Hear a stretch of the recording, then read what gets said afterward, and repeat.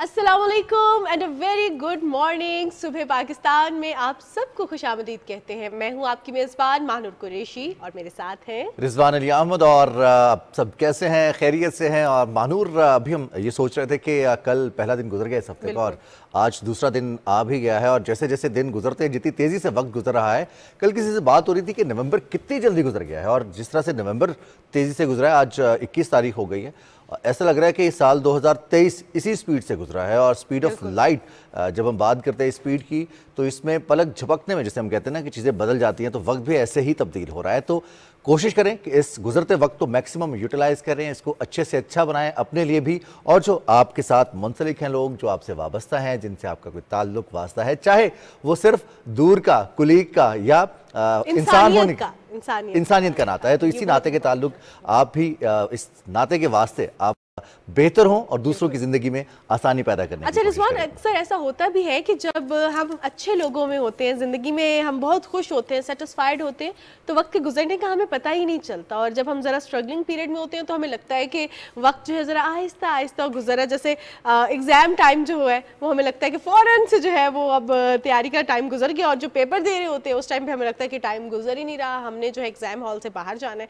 तो अभी भी वैसे दिसंबर के स्टार्ट में बहुत से लोगों के एग्ज़ाम्स होते हैं, तो अभी से पढ़ना शुरू कर देंगे। बहुत एक जो है ना खास एडवाइस है स्टूडेंट्स के लिए, क्योंकि अक्सर औकात स्टूडेंट्स मेरी तरह रात को पढ़ते हैं और सुबह एग्जाम्स होते हैं, तो अभी से आहिस्ता आहिस्ता कल भी हमने ये बात की थी कि एक दिन पहले पढ़ेंगे ना तो सारे टॉपिक, सारे सवालात, सारे जवाबात मिक्स हो जाएंगे। बहरहाल मेरे लिए जो सबसे ज़्यादा ख़तरनाक वक्त होता था वो एग्ज़ाम्स के बाद जब रिज़ल्ट का वक्त करीब आता था। इससे पहले कि रिज़ल्ट आए, जो खदशात थे, जिन पेपर्स के बारे में कॉन्फिडेंट होते थे कि इसमें तो बहुत अच्छे नंबर आएंगे, लेकिन जैसे वक्त गुजरता था, रिज़ल्ट का वक्त करीब आता, तो ऐसा था कि अल्लाह इसमें पास हो जाए, इज्जत रह जाए, यही काफ़ी है। और ये चेंजेस और ये हमारी फीलिंग्स होती हैं, हमारे डर होते हैं। बहरहाल जी, हम वक्त गुजरने की बात कर रहे हैं, तो वक्त गुजरा और आज वो लम्हा आन पहुँचा है कि हमारी कौमी फुटबॉल टीम पाकिस्तान में इंटरनेशनल मैच खेल रही है। और ये वर्ल्ड कप क्वालिफायर 2026 की तैयारियों के सिलसिले में नहीं, बल्कि क्वालिफाई करने के सिलसिले में पाकिस्तान ये मैच खेलेगा। अब पाकिस्तान को आज ताजिकिस्तान के साथ ये मैच खेलना है। इस्लामाबाद में ये मैच हो रहा है, दिन 2 बजे होगा। बिल्कुल, और आज ये जिना स्टेडियम इस्लामाबाद में मैच खेला जाएगा। और बेसिकली इससे कबल पाकिस्तान ने सऊदी अरब के खिलाफ सऊदीया में मैच खेला था, तहाँ पाकिस्तान को 4-0 से शिकस्त का सामना करना पड़ा। फुटबॉल मैच पर बात करने के लिए हमारे साथ प्रोग्राम में फहद रहमान मौजूद है। उनसे हम जानेंगे कि पाकिस्तान की क्या सिचुएशन है, क्या पाकिस्तान की कारकर्दगी होनी चाहिए ताकि वो क्वालिफाई कर ले। सबसे पहले तो खुशामदीद, अस्सलाम वालेकुम, कैसे हैं आप? सो मच मैम, वालेकुम सलाम, थैंक यू। फहद, जो अभी जो सिचुएशन है, आपको पाकिस्तान की फुटबॉल टीम कितनी स्ट्रॉन्ग लग रही है? बिकॉज हम क्रिकेट के हवाले से भी बात करते रहे और गेम्स के हवाले से करते रहे, तो फुटबॉल जो है ज़ेर बहस है। एक्चुअली वी ऑल नो कि फ़ुटबॉल काफ़ी टाइम बाद स्टार्ट हुआ है, there was a gap, you know, but अभी काफ़ी we are really excited, we are really happy इंशाल्लाह कि पाकिस्तान अच्छा परफॉर्म करेगा। पाकिस्तान का जो पहला मैच हुआ सऊदी अरब के साथ राउंड 2 में, अल्दो ऐसा लगता है कि लाइक हमारी टीम ने स्कोर लाइन की वजह से कि अच्छा परफॉर्म नहीं किया 4-0, बट एक्चुअली उसमें यह है कि अगर मैच को पूरा एनालाइज किया जाए तो उसमें ये था कि फ़र्स्ट हाफ में भी शुरू में गोल हुआ and there was a lot of rain going on, बारिश भी हो रही थी, बट उसके बाद 1-0 के दौरान like there was only you know Saudi Arab ने उसके बाद कोई अच्छा चांस नहीं क्रिएट किया। और पाकिस्तान की टीम में फ़र्स्ट हाफ में देयर वर 2 चांसेस जो कि ईज़िली स्कोर हो सकते थे। हमारा एक हेडर था फ्री, वो मिस हुआ, फरीदुल्लाह प्लेयर थे, उनसे unfortunately he couldn't convert that goal. और उसके बाद एक और भी था चांस, 1-on-1 सिचुएशन थी, बट उसमें डिफेंडर ने हमारे स्ट्राइकर को गिरा दिया, वो फाउल हुआ, बट हमें मतलब उसको हम मतलब अपॉर्चुनिटी में नहीं कन्वर्ट कर सके। इसके बाद फर्स्ट हाफ में कुछ नहीं हुआ, बट सेकंड हाफ में अगर देखा जाए 46-47 मिनट पे अगेन मामून हमारे डिफेंडर थे। It was a threatening situation, but इतनी थ्रेटनिंग सिचुएशन नहीं थी, डिफेंडर्स और भी खड़े थे, प्लेयर्स थे उसको रोकने के लिए, बट उन्होंने वो सऊदी प्लेयर को, स्ट्राइकर जो था, उनको गले से मतलब ग्रैब किया and he fell down.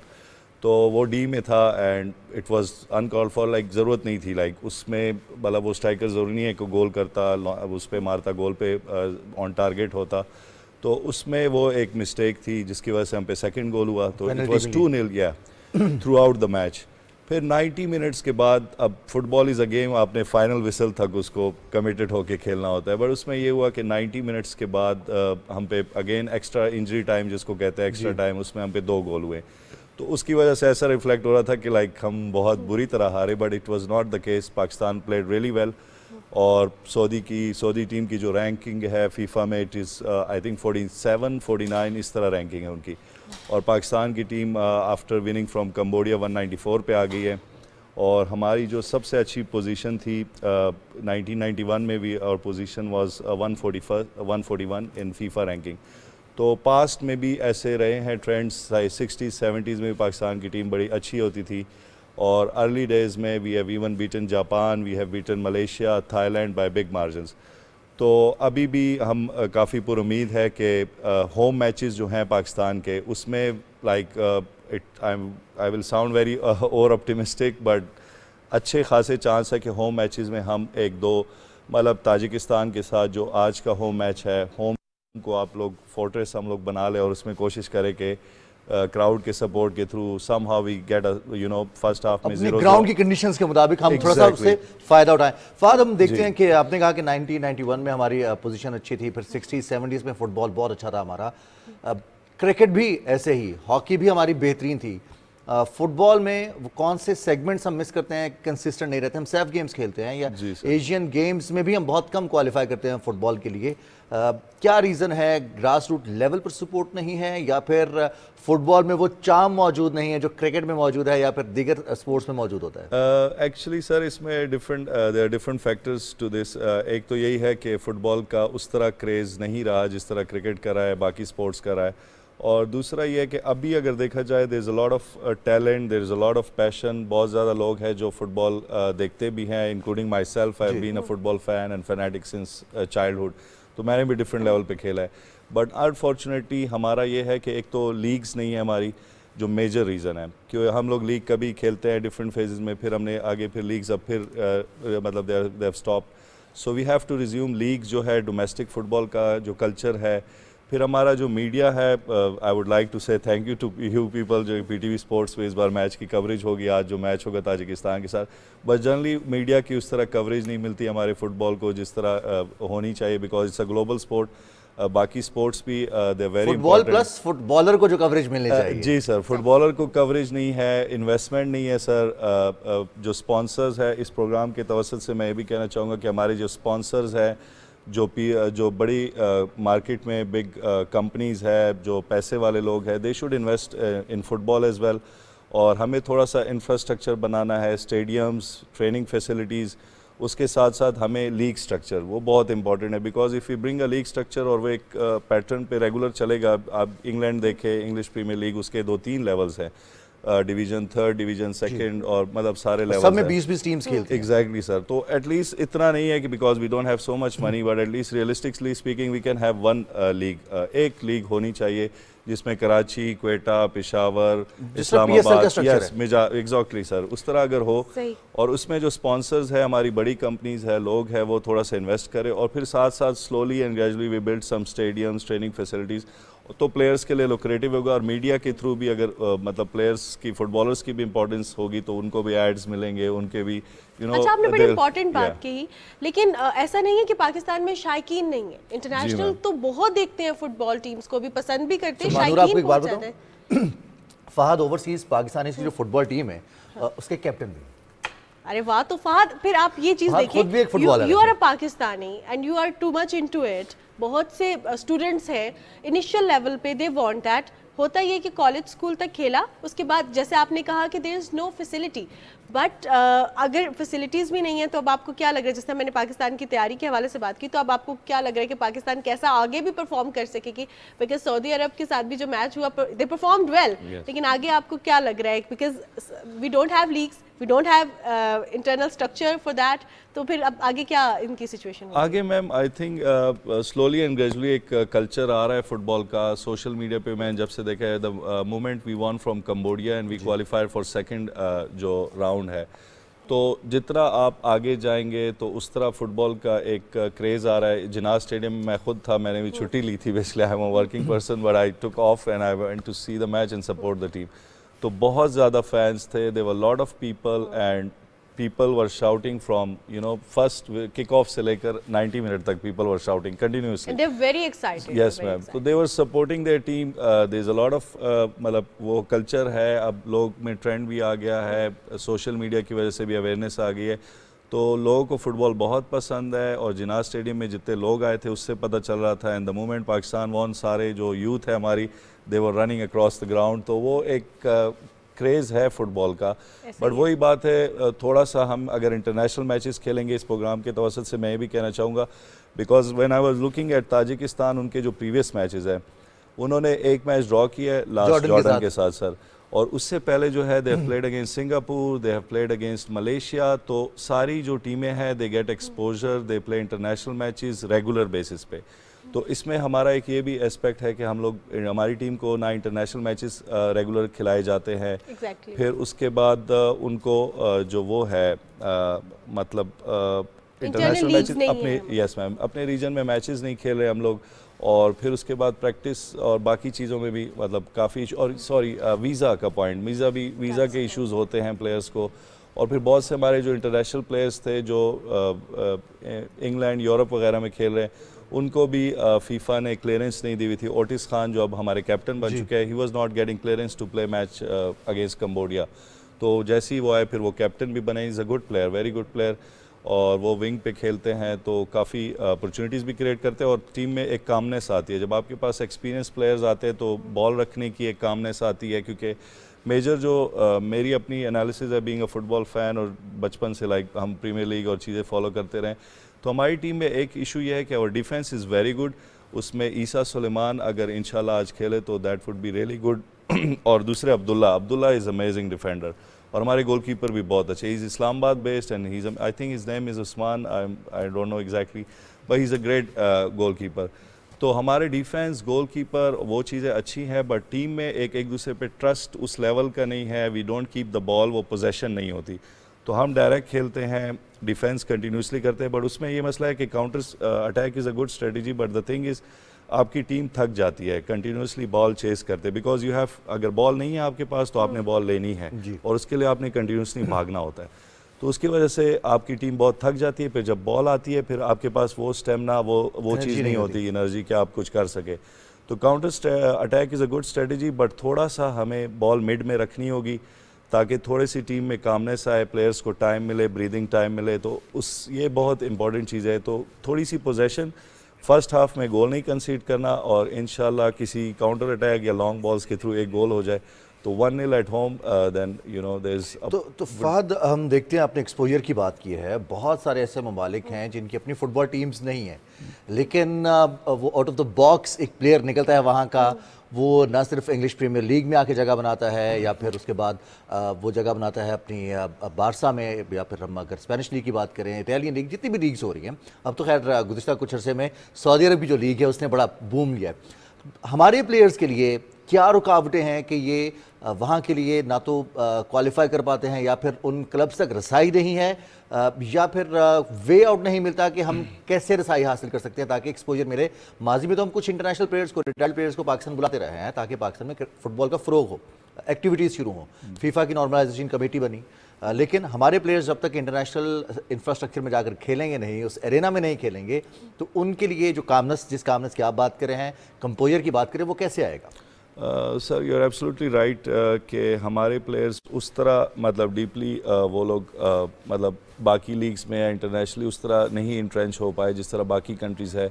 But currently अगर देखा जाए आहिस्ता आहिस्ता प्रीमियर लीग में डिफरेंट लेवल्स पे, ओटिस खान देखे वो एक लेवल पे खेल रहे हैं इंग्लैंड में, फिर बाकी हमारे यूरोप में काफ़ी प्लेयर्स है. तो एक तो इशू ये भी है कि हमारा एक डोमेस्टिक एंड ओवरसीज़ प्लेयर्स का भी एक वो चलता रहता है. ठीक है. तो वो डिबेट अगर हम सॉल्व कर ले कि they are also Pakistanis and they also deserve to represent our national flag, तो एक कंट्रोवर्सी हमेशा रहती है कि ओवरसीज़ प्लेयर्स को हम ज़्यादा वो देते हैं तो लोकल प्लेयर्स उससे वो होते हैं तो नज़रअंदाज होते हैं. I think this debate should be sorted out के मतलब we have to सारे जो भी पाकिस्तानी है because we have a huge diaspora around the world. तो सारे पाकिस्तान का फ्लैग है.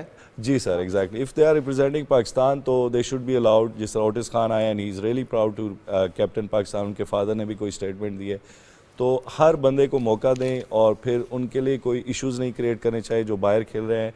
We should facilitate them visa में, बाकी जो डॉक्यूमेंटेशन है, फीफा को लेटर्स भेजने, तो उन चीज़ों में हम उनकी हेल्प करें। और बाकी जो ट्रेंड की आपने जनरल बात की है वो इसलिए है कि पाकिस्तान में हम लोग थोड़ी इंडिपेंडेंस उस तरह बच्चों को नहीं देते कि बाहर मुल्कों में भेजें, तो एक वो कल्चर उसमें भी वो एक एस्पेक्ट है कि लेकिन उसमें बच्चों के साथ अब ये भी तो बहुत ज़्यादा जो है ट्रेंड है कि अब जो पहले चीज़ें हम आउटडोर खेलते थे, ग्राउंड्स में जाके खेलते थे, अब उनकी हमारे पास जो है वो मोबाइल में गेम्स मौजूद हैं, तो बच्चों का जो फुटबॉल की तरफ रुझान है वो ज़्यादातर मोबाइल पे बैठ के फुटबॉल खेल लिया। एग्जैक्टली मैम, वो एक है कि मोबाइल और वो जो कल्चर आ गया है गेमिंग का, ऑनलाइन गेमिंग वगैरह और इंडोर जो है और स्क्रीन्स बच्चे यूज़ करते हैं, तो उसकी वजह से एग्जैक्टली। बट देन पेरेंट्स की जिम्मेवारी है कि इट्स देयर रिस्पॉन्सिबिलिटी कि उनको थोड़ा सा they should keep some time every day कि वो थोड़ी आउटडोर एक्टिविटीज़ में भी पार्टिसिपेट करें और एक कल्चर लाएं। बिल्कुल फहद, इस प्लेटफॉर्म को यूज़ करते हुए आपने वैसे तो हमें जहाँ पे लूप होल्स हैं वो भी बताए, आपने बताया कि क्या क्या चीज़ें हैं जिनकी रिक्वायरमेंट है,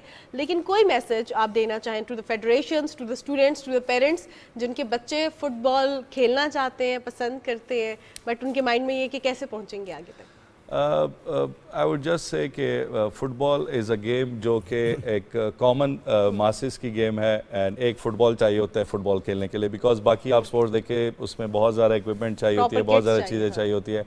तो बहुत सी गेम्स ऐसी है जिसको एलीट्स की गेम चगाया जाता है, गोल्फ हो गया, बाकी हो गया, आपको बहुत पैसा लगाना होता है। फुटबॉल एक ऐसी गेम है जो मासेस की गेम है, एंड आप ग्लोबल गेम है पूरी दुनिया में, मतलब जितने डेवलपिंग कंट्रीज़ है, साउथ अमेरिका में हो गई, अफ्रीका में हो गए, बहुत से ऐसे प्लेयर्स हैं जिन्होंने इंग्लैंड, यूरोप वगैरह में लीग्स में खेल के उन्होंने अपने मुल्क और अपने शहरों के लिए उसके लिए उस पैसे से जो पैसा उन्होंने कमाया उस पर काम किया है। लाइक अफ्रीका के बहुत से प्लेयर है, उसमें I forgot his name, Liverpool का एक प्लेयर है सदियो मानी, तो वो मानी जो है उसने अपने गांव में उस पैसे से जो उसने प्रीमियर लीग में कमाया उस पर उसने हॉस्पिटल्स बना दिए हैं, स्कूल्स बना दिए हैं, and he has completely revamped his नया फोन नहीं खरीदा सर एग्जैक्टली। तो उसने पॉइंट ये है कि फुटबॉल से फेट्स बदलती है लोगों की, कम्युनिटीज़ की, it's a global sport, there is a lot of money in it. तो मैं अपनी फैमिली में जितने बच्चे हैं जिनका अगर इंटरेस्ट है तो वी ट्राई कि वो लोग भी फुटबॉल खेले। तो पेरेंट्स और पाकिस्तानी अवाम को मैं यही वो करूँगा कि football is a game which is a national और ग्लोबल गेम, इसमें बहुत ज़्यादा पैसा है, थोड़ा सा आप बच्चों में इन्वेस्ट करें, बाहर मुल्कों में भेजें, तो अगर वो अच्छे प्लेयर्स बनेंगे, एक तो वो लीग्स में पैसा कमाएंगे और दूसरा ये है कि वो पाकिस्तान वापस आएंगे तो मुल्क के लिए भी पाकिस्तानी फुटबॉल इवॉल्व होगा और मुल्क को रिप्रेजेंट करके अगर हम कभी वर्ल्ड कप के लिए इंशाल्लाह क्वालिफाई हो, अभी तो it would be N unrealistic goal, I don't know if they will qualify. उम्मीद तो बना रहे हैं और इसी उम्मीद की वजह से हम being a football fan I really want them to qualify, but जो हमारे कोच है वो कहते हैं कि हमारा मेजर टारगेट AFC के लिए है, व्हिच इज अ रियलिस्टिक गोल। ठीक है, बहुत शुक्रिया फहद रहमान, बहुत शुक्रिया आप स्टूडियो में तशरीफ लाए और आपने हमें एजाज़ बख्शा। और फुटबॉल के हवाले से यकीनन आज हमारे नाज़रीन के लिए बहुत सारी नई चीज़ें भी होंगी। इसमें फहद जो बात कर रहे थे कि एक तो हमारे पास अपॉर्चुनिटीज़ अगर हों इंटरनेशनल फुटबॉल खेलने की या फिर इंटरनेशनल लीग्स खेलने की तो बहुत सारा एक्सपीरियंस पाकिस्तान आएगा, लेकिन इसके साथ साथ जो सबसे इंपॉर्टेंट चीज़ है कि हम देखते हैं कि अगर कोई हीरो बनता है, अच्छा परफॉर्म करता है और वो हीरो बन जाता है तो फिर तो तमाम लोग सोशल मीडिया पर उनको फॉलो करना शुरू करते हैं, टीवी पर उनकी न्यूज़ आती है या फिर उनके हवाले से उनकी पूरी स्टोरी ज़िंदगी के हवाले से कवरेज मिलना शुरू हो जाती है उनको। लेकिन जो प्लेयर्स पाकिस्तान में खेल रहे हैं अभी, जो प्रैक्टिस कर रहे हैं, मेहनत कर रहे हैं, अगर अभी से हम उन्हें हीरो का ट्रीटमेंट देना शुरू करते हैं और उन्हें हीरो की तरह जो प्रोटोकॉल है वो दें, एटलीस्ट उनको कवरेज दें जो डिजर्व करते हैं कि नेशनल लेवल पर पाकिस्तानी फ्लैग पहने, पाकिस्तानी किट पहने वो मैदान में उतर आए, तो उनको वो इज्जत बख्शें, तो यकीनी तौर पर फिर उनका जज्बा भी बढ़ेगा और वो जो कोशिश कर रहे हैं उसमें भी इजाफा होगा कि वो पाकिस्तान के लिए मैचेस जीत सके। बिल्कुल जनाब, और जब हम कोशिश के हवाले से बात करते हैं और हम कहते हैं कि हमने अपने बच्चों को स्ट्रॉन्ग करना है, अपनी यूथ को स्ट्रॉन्ग करना है, तो सबसे पहली चीज़ जो हम डिस्कस करते हैं वो है अच्छी डाइट, जिसमें फ्रूट्स शामिल होते हैं, ड्राई फ्रूट्स शामिल होते हैं। और फॉर्चुनेटली हमें जो है ये चीज़ें बाहर से मंगवाने की ज़रूरत नहीं है क्योंकि पाकिस्तान इस कुदरती ख़जाने से माला माल है। और अगर हम बात करें ड्राई फ्रूट्स की तो सर्दियों के मौसम में वैसे भी ड्राई फ्रूट्स की मांग बहुत ज़्यादा बढ़ जाती है, आपकी हेल्थ के लिए बहुत अच्छा होता है, आपकी फ़िज़िकल स्ट्रेंथ के लिए और मेंटल स्ट्रेंथ के लिए बहुत ज़्यादा ज़रूरी होते हैं। और अगर बात करें हम गिलगित बल्तिस्तान के ड्राई फ्रूट्स की, तो जब भी कोई वहाँ जाता है रिजवान, तो हम उससे यही कहते हैं कि हमारे लिए ड्राई फ्रूट्स लेके है। तो ये तो मेरे ज़हन में तो आता है कि शायद जहाँ पर भी पहाड़ हैं, हाँ, वहाँ पर ड्राई फ्रूट है, खुश्क मेवाजात है उनके, और क्या खुबानियाँ, क्या मज़ेदार सी चीज़ों के आपने नाम अब जो है मेरे मुंह से निकल रहे हैं। बिकॉज जैसे ही हम, वो आपने कहा पहाड़ी इलाके, तो वहाँ पे जो ड्राई फ्रूट्स तो मिलते हैं, लेकिन वहाँ पे उनको प्रिजर्व भी किया जाता है। मतलब नॉर्मल जो फ्रूट्स होते हैं उनको प्रिजर्व करके, जैसे खुबानी, ड्राई खुबानी जो हम मंगवाते हैं, वो जो है गिलगित बल्तिस्तान से ना सिर्फ पूरे पाकिस्तान बल्कि पूरी दुनिया में जो है वो भेजी और जाती अगर आप है। सैर करने जाते हैं गिलगित बल्तिस्तान, तो कोशिश करें कि वहाँ पर अच्छे अच्छे से दोस्त बनाएं, उन लोगों से ताल्लुक बनाएं, ताकि आपको सस्ते दामों ये ड्राई फ्रूट्स दस्तयाब हो सके। और हर सर्दियों की आमद के साथ ही ये सौगात आप तक पहुंचे, भले थोड़ी ही पहुंचे, लेकिन this is business Rizwan. So basically 3000 metric ton खुबानी जो है वो गिलगित बल्तिस्तान में सालाना प्रोड्यूस होती है, और 3000 मैट्रिक टन ही बादाम भी, जबकि 10,000 मैट्रिक टन जो है वो अखरोट प्रोड्यूस किए जाते हैं। इस हवाले से एक बहुत डिटेल्ड, बहुत ज़बरदस्त सी रिपोर्ट तैयार की है सैयद शेर अब्बास ने, आइए देखते हैं। गिलगित बल्तिस्तान के बुलंदो बाला पहाड़, ग्लेशियर, साफ पानी और आबो हवा की वजह से यहाँ के खुशक मेवाजात मुल्क के दूसरे हिस्सों की निस्बत आला मय्यार के होते हैं। यहाँ के फलदार दरख्तों के बागात ग्लेशियर से निकलने वाले ठंडे पानी से सैराब होते हैं, और दरख्तों पर तैयार होने वाला फल मुकम्मल आर्गेनिक होता है। गिलगित बल्तिस्तान के खुशक मेवाजात में खुबानी, बादाम, शहतूत, अखरोट, चेरी, किलाव और चलगोज़ा काबिल ज़िक्र हैं, जो मुकामी मार्केट से साल भर ख़रीदे जा सकते हैं। ड्राई फ्रूट यहाँ से हमसे परचेज़ करते हैं, और उसके बाद जो ड्राई फ्रूट है लोकल, ये ऑर्गेनिक होते हैं, उसकी वजह से जो है ये अच्छे होते हैं बाकी निस्बत दूसरे कंट्रीज़ के ड्राई फ्रूट से। खुशक मेवाजात इंसानी सेहत के लिए इंतहाई मुफीद और खाने में मज़ेदार होते हैं। गिलगित बल्तिस्तान में लोग महदूद पैमाने पर लगाए गए बागात से मुख्तलिफ अक़साम के खुशक मेवाजात तैयार करके सर्दियों में इस्तेमाल करने के लिए संभाल कर रखते हैं, जबकि बाज़ अफराद इनको मार्केट में फ़रोख्त करते हैं। हम हर साल कश्मीर जाते हैं तो इनसे ड्राई फ्रूट लेके जाते हैं, इनकी प्राइसेस भी अच्छी हैं और क्वालिटी भी अच्छी है। तो अभी इनसे बादाम और कोई खुबानी वगैरह उठा रहा हूँ, रेट तो थोड़े से बढ़ा के बता रहे हैं, लेकिन इनकी चीज़ अच्छी है। ज़रा महंगाई आई है, हर चीज़ में रेट तो थोड़े से बढ़ेंगे ना। गिलगित बल्तिस्तान में एक अंदाजे के मुताबिक सालाना 3000 मीट्रिक टन खुबानी, 3000 मीट्रिक टन बादाम, जबकि 10,000 मीट्रिक टन से ज़्यादा अखरोट पैदा होते हैं। यहाँ के खुशक मेवाजात को उनके मय्यार की वजह से बैनुल-अक़वामी मार्केट में फ़रोख्त करने की गुंजाइश मौजूद है। ज़रूरत इस अमर की है कि इनको बैनुल-अक़वामी मार्केट तक पहुँचाने की राह में हाई रुकावटें दूर की जाएँ, ताकि सालाना कसीर ज़र मुबादला कमाया जा सके। सुबह पाकिस्तान के लिए गिलगित से सैयद शेर अब्बास। जी जनाब, आपने ड्राई फ्रूट्स के मुतल्लिक जो है बड़ी मज़ेदार सी रिपोर्ट देखी, और हम ड्राई फ्रूट्स देख भी रहे थे, और उसको हम ये भी जो है एनालाइज कर रहे थे कि रिजवान, जब भी हम ड्राई फ्रूट्स लेने जाते हैं तो हम पहले ना वहाँ पे जो पड़े होते हैं डिस्प्ले में, उससे ना फ़ौरन उठा के खा के देखते हैं कि ये फ्रेश है या नहीं, और खाते खाते जो है ना रिवायात का हिस्सा भी है। पता है, आप जब भी ड्राई फ्रूट लेने जाएंगे ना, किसी भी शॉप पर चले जाएँ, मार्केट में चले जाएँ, तो वो आप किसी भी ड्राई फ्रूट का स्पेसिफिकली अगर रेट पूछते हैं या उसके हवाले से पूछते हैं कि स्पेशलिटी क्या है, इसका जायका कैसा है, तो वो पहले आपके हाथ पे रखेंगे कि ये खाएं, और फिर रेट बाद में करते हैं। लेकिन तो आपने देखा होगा चिलगोज़े के साथ वो ये नहीं करते, उसको उन्होंने शीशे के डब्बे में बंद रखा होता है। ये करते हैं अखरोट के साथ, बादाम के साथ, इवन काजू भी अगर आप कहते हैं ना चेक करें, तो एक निकाल के आपको देंगे, ये ले टेस्ट करें। तो ये जब मैं चीज़ें महंगी होंगी और उनके एक एक पीस का वजन जो है वो रुपयों में होगा, तो फिर फ़र्क तो पड़ेगा ना। और हम अभी चिलगोज़ों की कीमत के हवाले से कुछ कर रहे थे कि अंदाज़ा लगाने की कोशिश कर रहे थे कि इस साल चिलगोज़े की कीमत क्या होगी, और चिलगोज़े की कितनी अक़साम होती हैं, उसकी साख्त कैसी होती है,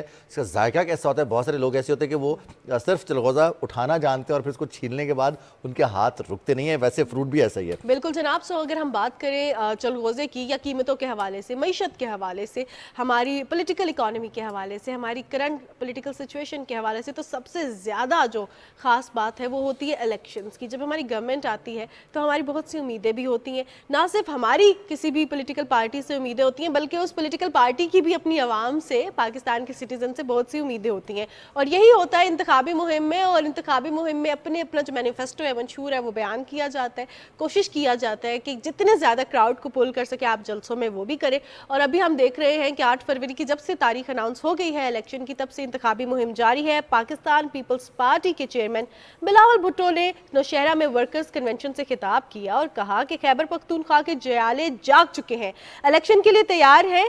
जयाले इलेक्शन से भाग नहीं रहे, बल्कि इलेक्शन का मुकाबला कर रहे हैं और हम अपने नज़रिए से पीछे नहीं हटेंगे। दूसरी जानिब अगर मुस्लिम लीग नून के हवाले से बात करें तो कौमी और सूबाई असम्बली की नशिस्तों के लिए उम्मीदवारों की दरख्वास्तें मौसूल हो गई हैं और अब जायजे के बाद टिकट देने का ऐलान किया जाएगा। और ये सियासी एक्टिविटीज़ हैं। दूसरी जानिब इस्तेहकाम पाकिस्तान पार्टी के साथ कल सदर अब्दुल हलीम खान के साथ मुलाकात हुई है साबिक वज़ीर आला मंजूर भुट्टो की, और सियासी एक्टिविटीज़ उरूज पर पहुँच रही हैं, सियासी टेम्परेचर भी आगे बढ़ रहा है। शफकत अली साहब हमारे साथ मौजूद हैं, आप सीनियर सहाफ़ी हैं, सियासी मंजरनामे पर आप गहरी नज़र रखते हैं, उनसे भी बात करेंगे।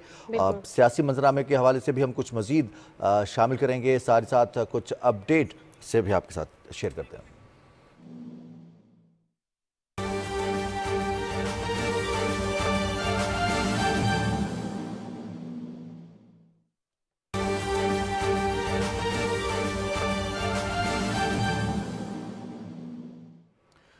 सिक्योरिटी फोर्सेस का डेरा इस्माइल खान और जनूबी वज़ीरिस्तान में दो मुख्तलिफ ऑपरेशन। इस हवाले से ISPR का बताना यह है कि दोनों ऑपरेशन में सिक्योरिटी फोर्सेस से शदीद फायरिंग के तबादले में 3 दहशतगर्द हलाक हुए हैं, जबकि बारूदी सुरंग का धमाका भी हुआ है। धमाके में पाक फौज के सिपाही शाहजेब जाम शहादत नोश कर गए। इमरान मनसब खान नुमाइंदा PTV न्यूज़, उनसे मज़ीद तफसील जानते हैं। इमरान बताइएगा, दोनों ऑपरेशन के हवाले से क्या डिटेल्स हैं आपके पास?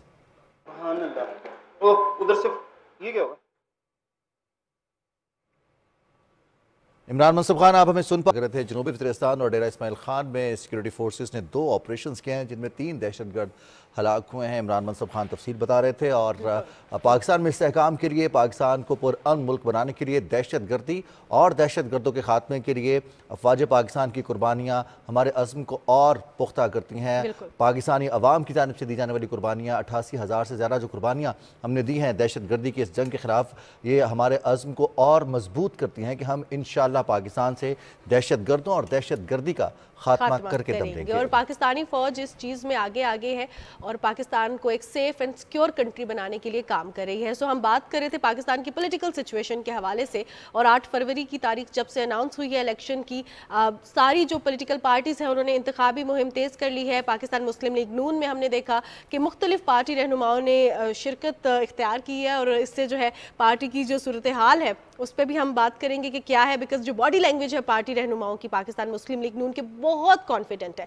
पाकिस्तान मुस्लिम लीग नून ने कहा है, उनका बयानिया ये है कि ऐसी पार्टी है, ये बिलावल भुट्टो जरदारी का कहना है कि ये तमाम लोगों को साथ लेकर चल सकती है। वर्कर्स कन्वेंशन से खिताब करते हुए नौशहरा में चेयरमैन बिलावल भुट्टो जरदारी का ये कहना था कि जियाले जाग चुके हैं और जियाले जो है ना अपनी अब रविश पर कायम रहेंगे। और जिस तरह आपने देखा होगा कि दोनों जो मेन पाकिस्तान की पॉलिटिकल पार्टीज़ हैं इनकी तो बयानबाजी चल रही है, साथ में JUI पाकिस्तान की मुख्तलिफ जो पार्टीज़ हैं, इस्तेहकाम पाकिस्तान पार्टी, वो भी जिस तरह हम कल भी बात करते रिजवान कि बड़े सेफ एंड बड़े कंट्रोल्ड वे में इंतखाबी मुहिम जो है अपनी चला रही हैं। सो बेसिकली अब आगे क्या होने वाला है, बिकॉज अभी भी 2 महीने हैं और इन 2 महीनों में क्या अब नई जोड़ तोड़ होगी, किन किन पार्टीज़ में किन किन लोगों की शमूलियत होगी, और अभी जो लाहे अमल है सियासत दान जो इख्तियार कर रहे हैं उस पर बात करने के लिए हमारे साथ प्रोग्राम में सीनियर सहाफ़ी शफकत अली मौजूद हैं। आपको प्रोग्राम में खुशामदीद कहते हैं। शफकत, कैसे हैं आप?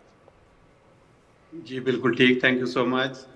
शफकत, अभी अगर हम बात करें तो आपने देखा कि बिलावल भुट्टो जरदारी ने जो वर्कर्स कन्वेंशन से खिताब किया, फिर आप जो मुस्लिम लीग नून के अगर बयानियां देखें तो दोनों पार्टीज आमने सामने हैं, इसको आप कैसे देख रहे हैं इंतखाबी मुहिम में? अच्छा, अभी तो ये बड़े ताबड़तोड़ हमले कर रहे हैं एक दूसरे के ऊपर, लेकिन मुझे पता नहीं क्यों ऐसे लगता है कि एंड पे इन दोनों की कोalition गवर्नमेंट भी बनेगी, जैसे कि पहले अभी चल रही थी कुछ 1-2 महीने पहले। तो अभी तो इलेक्शन में जा रहे हैं, तो इलेक्शन में तो एक दूसरे की जाहिर है इन्होंने वीकनेसेस को टच करना है और अपनी जो इनकी स्ट्रेंथ्स हैं उनको हाईलाइट करना है, उस तरह वो कर रहे हैं। अब इलेक्शन की तरफ जो इलेक्शन कमीशन ऑफ पाकिस्तान ने कोड ऑफ कंडक्ट भी कल वो तैयार कर लिया है, तो we are inching towards election, तो थोड़ी सी हॉस्टिलिटी तो हमें नजर आएगी, बट इन दी एंड मुझे ऐसे लगता है कि ये 2 बड़ी पार्टीज ही कोalition गवर्नमेंट भी बना लेंगे आपस में, अनलेस के कोई एक पार्टी बड़ी मेजॉरिटी के साथ आ जाए। शफकत साहब, हम देख रहे हैं कि बिलावल भुट्टो ने, पाकिस्तान पीपल्स पार्टी ने सिंध में कुछ जलसे किए, बलदियाती नुमाइंदों के साथ मिलकर भी उन्होंने सियासी पावर अपनी उसका मुजाहरा किया। मुस्लिम लीग नून ने बलोचिस्तान से अपनी सियासी मुहिम का आगाज़ किया, इंतखाबी मुहिम का। अब बिलावल भुट्टो खैबर पख्तूनख्वा पहुँचे हैं। ये जो सियासी हिकमत अमली है उन सूबों से आगाज़ करना जहाँ पर माजी में कहीं ना कहीं पार्टीज़ उतनी स्ट्रॉन्ग नहीं रही। गो कि पीपल्स पार्टी माजी में खैबर पख्तूनख्वा में कोलिशन गवर्नमेंट में रही, गवर्नमेंट नहीं बना सकी, मुख्तलिफ सिचुएशंस रहीं। उन सूबों का इंतखाब या उन हलकों पर टारगेट करना, वहाँ पर अपने वर्कर्स को मोबिलाइज करने के लिए कितना ज़रूरी है और कितनी ज़बरदस्त स्ट्रेटजी के साथ चल रही हैं सियासी जमातें? देखें, जहाँ पे इनकी स्ट्रेंथ है, जैसे पंजाब में PMLN है, सिंध में पीपल्स पार्टी है, तो वहाँ पे उन्हें वर्क कम करने की जरूरत है। तो इसीलिए वो कह रहे हैं कि एंड टुवर्ड्स द एंड जब इलेक्शन करीब आएंगे तो हम उस पर ज्यादा वर्क कर लेंगे। मेरे ख्याल से जो खैबर पख्तूनख्वा में इन्होंने पहले, जैसे आपने बताया कि पहले इनकी हुकूमत होती रही है, 2-3 दफा इनकी हुकूमत बनी पीपल्स पार्टी की, और अभी भी ये कोलिशन गवर्नमेंट भी ANP के साथ इनका कोई थोड़ा बहुत रोल था। तो इसमें ये PMLN भी ये चाह रही होगी कि बलूचिस्तान में किसी तरीके से हम लोग कोई कोलिशन गवर्नमेंट को लीड करें। तो ये ज्यादा जोर उन्हीं सूबों पे दे रहे हैं जहाँ पे इनकी कोई थोड़ी वीकनेस है, जहाँ पे इन लोगों की ऑलरेडी स्ट्रांग होल्ड्स हैं, वो दे कैन वेट। इस वजह से ये मेरे ख्याल से वेट एंड सी कर रहे हैं कि ताकि सिंध और पंजाब को बाद में देख लेंगे, पहले हम लोग उन सूबों की तरफ तवज्जो दें जहाँ पे कमजोरियां हैं। सही। शफकत अली साहब, जिस तरह आपने कहा कि ये जो मुख्तलिफ सियासी पार्टीज़ हैं उन सूबों पर फोकस कर रही हैं जहाँ पे कमज़ोरी हैं, इसी तरह एक दूसरे के खिलाफ भी बयानबाजी जारी है जहाँ पे आपने कहा वीक पॉइंट होते हैं। तो हर इलेक्शन की जो मुहिम होती है उसमें अवाम के भी कुछ वीक पॉइंट्स होते हैं, जिसपे क्राउड जलसों में आता है, जिसपे क्राउड चार्ज होता है, जिसपे अवाम भी जो है बहुत एक्टिव हो जाती है और उस चीज़ की वजह से वो अपनी जो फेवरेट पॉलिटिकल पार्टी होती है उसको वोट देती है। समटाइम्स वो ये चीज़ होती है कि बिजली का मसला है, समटाइम्स ये होता है कि देखा जाए तो रोजगार का इशू है, जॉब्स नहीं है, एम्प्लॉयमेंट है, समटाइम्स लोगों को चाहिए होता है कि कुछ तब्दील हो। तो अब आपको क्या लगता है कि इस दफा अवाम की क्या कमजोरी है जिसकी वजह से जो है अवाम जो भी पॉलिटिकल पार्टी होगी और वो उस चीज़ को अगर बहुत ज़्यादा प्रोमिनेंटली उसको अपने जलसों में शो करेगी तो अवाम उसकी तरफ खींची चली जाएगी? देखें, पीपल्स पार्टी और PMLN इस वक्त जानबूझ के इस पे जोर दे रहे हैं कि हम प्राइस हाइक कम करेंगे, इकोनॉमी को बेहतर करेंगे। इसकी वजह यही है कि लोग तंग आ चुके हैं रोज की महंगाई से, हर चीज दिन ब दिन महंगी होती चली जा रही है, तो उस चीज से वो बड़े खफा हैं। तो जो बड़ी पार्टीज हैं, इसके अलावा छोटी पार्टीज भी जैसे इस्तेकाम पार्टी है या JUI है, ANP है, दूसरी पार्टी, वो सारे लोग इस पे स्ट्रेस कर रहे हैं कि हम आके अगर आप हमें मौका दें तो हम महंगाई को किसी तरीके से कम करेंगे। यही इस वक्त वीक पॉइंट है। बिजली के निर्ख कम करेंगे, पेट्रोल सस्ता होगा और दीगर जो ग्रोसरीज हैं उनमें कमी बेशी आएगी। तो इसी पे वर्क सारी पार्टीज इस वक्त जोर सारा इसी पे लगा रही, क्योंकि अवाम की इस बात से कोई तवज्जो नहीं कि आप अमेरिका के साथ आपके तल्लुकात कैसे हैं या रशिया के साथ। वो तो कहते हैं कि हमें प्याज और शक्कर और चीनी ये सस्ती मिलनी चाहिए। तो शफकत अली साहब, जो सियासी नारे हुआ करते हैं वो कारकर्दगी के साथ उनका मिक्सचर होगा तो ही लोग वोट करेंगे अपनी सियासी पार्टी को, या जो सियासी पार्टी बयानियां बनाने में कामयाब होगी उसको लीड मिलेगी 2023 के इलेक्शन में? क्योंकि इस मरतबा नए वोटर्स भी काफ़ी हैं और सियासी शऊर की बात की जाए तो वही वाली मानूर वाली बात कि लोग मसाइल का एड्रेस चाहते हैं, उनके मसाइल का हल चाहते हैं। कौन सी सियासी जमात हल पेश करेगी? मंशूर में सियासी जमातें ये पेश करने में कामयाब हो जाएंगी मसाइल का हल? देखिए, जो बिलावल साहब ने कल कहा है, उन्होंने कहा मैंने तो जो FM 16-17 महीने में रहा हूं, मैं इस कारकर्दगी के ऊपर जाके अवाम से वोट मांगूंगा। तो दूसरों को भी उन्होंने चैलेंज किया कि आप भी उस तरह जाके वोट मांगें कि लोग आपको वोट डालेंगे कि नहीं। मंशूर तो इन लोगों ने अभी तक बाकायदा ओपन इन्होंने अनाउंस नहीं किए, लेकिन मंशूर में सबसे बड़ी बात, जैसे मैंने पहले कहा, इकोनॉमी को ही वो लोग ज्यादा जोर दे रहे हैं कि यही अवाम से वादा किया जा रहा है कि हम इकोनॉमी को बेहतर कर देंगे, आप लोग जो है हम पे तसल्ली रखें, हमें वोट डालें। सबसे बड़ी बात इकोनॉमी, इस वक्त पाकिस्तान का सबसे बड़ा मेन इशू इकोनॉमी ही है।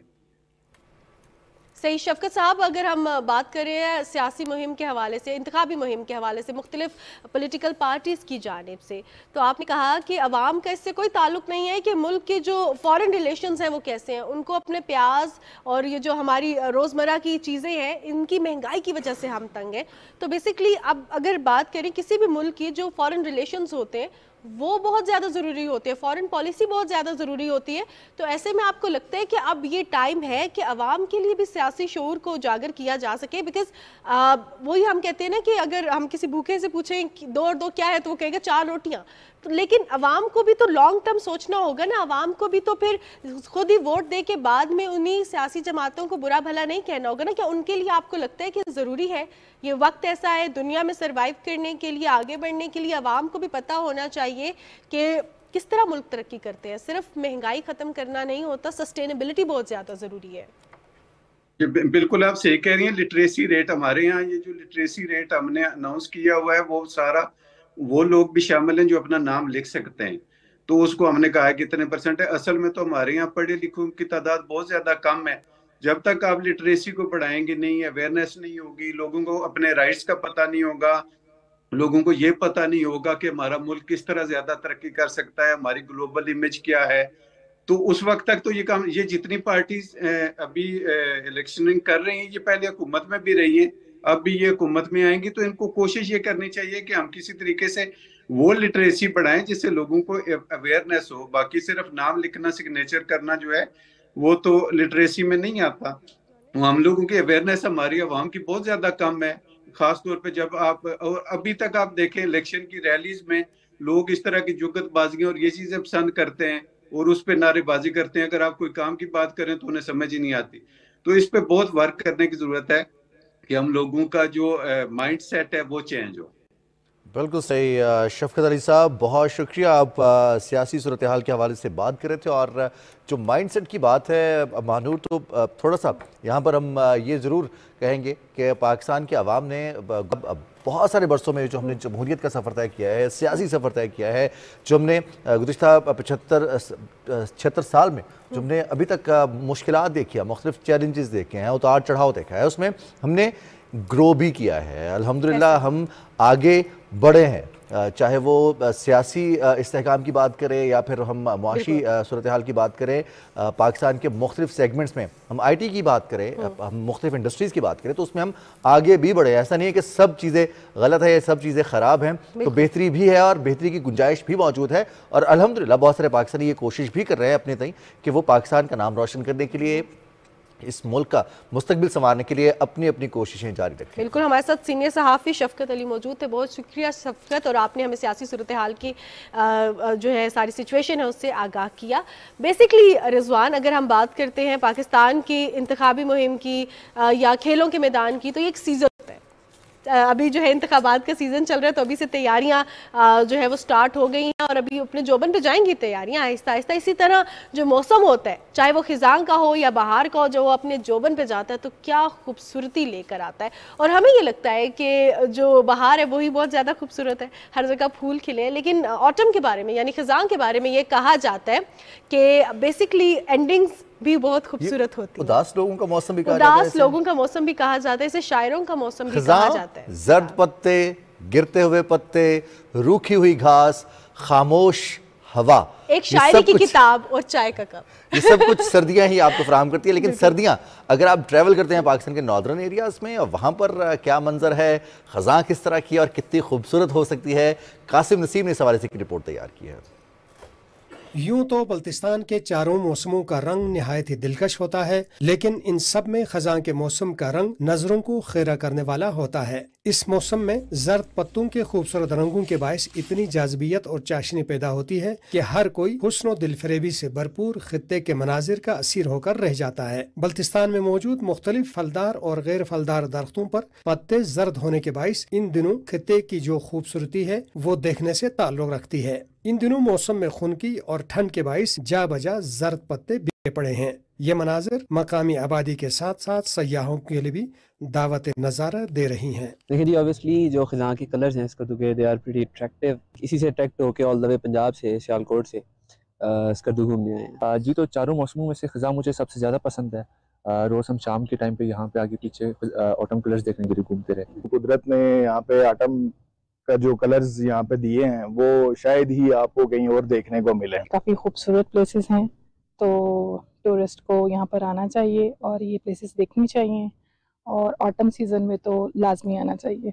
तमाम दरख्तों के पत्तों की रंगत जर्दी, नारंगी और सुर्खी माइल होने से खित्ते के मनाजिर सहरंगेज हो चुके हुए हैं। बिलखुसूस खुबानी के दरख्तों के पत्ते कई रंगों की आमेज़ से मुनफरिद और ज्यादा जाजिब नजर बन चुके हैं। जी जनाब, खूबसूरत रंग खिजां के आपने देखे और खुबानी के पत्ते जो है क्या खूबसूरती से जो गिर रहे थे, और ऐसे जो पत्ते होते हैं खिजां के मौसम में जब वो गिरते हैं आप उन पे वॉक करें तो जो प्यारी सी आवाज़ आती है ना वो बहुत सूदिंग होती है। लेकिन रिजवान आप तो इसको शायद जो आपने कहा शायर लोग इसको फील मैं करते एक हैं, चीज़ सोच रहा था कि बहुत सारे मौसम तब्दील होते हैं और बहुत सारे लोगों के अपने फेवरेट मौसम भी होते हैं। बहुत सारे लोगों को सर्दियां पसंद हैं, कुछ लोगों को गर्मी पसंद है, बहार पसंद है, खिज़ां पसंद है, लेकिन बहुत सारे कुछ लोग ऐसे भी होते हैं जो सिर्फ मौसम देखते हैं और उनके ऊपर वो उसकी फीलिंग तारी हो जाती है और वो उतने ही उदास हो जाते हैं। अगर सर्दी का मौसम है, गर्मी का मौसम है तो वो चिड़चिड़े हो जाते हैं, बहार के मौसम है तो वो दूसरों को खुश करते हैं, फिर खुद भी खुश होते हैं। और अगर खिज़ां है या बरसात का मौसम है तो उसमें भी आवाज़ार होते हैं कि क्या बारिश हो जा रही है, हम कुछ काम भी नहीं कर सकते। तो मौसम के साथ साथ मिजाज भी चलता है, लेकिन मिजाज को एक चीज़ बहुत अच्छा बना देती है मानूर। लेकिन रिजवान जिस तरह आपने कहा मिजाज को अच्छा बना देती है और वो चीज़ होती है रंग।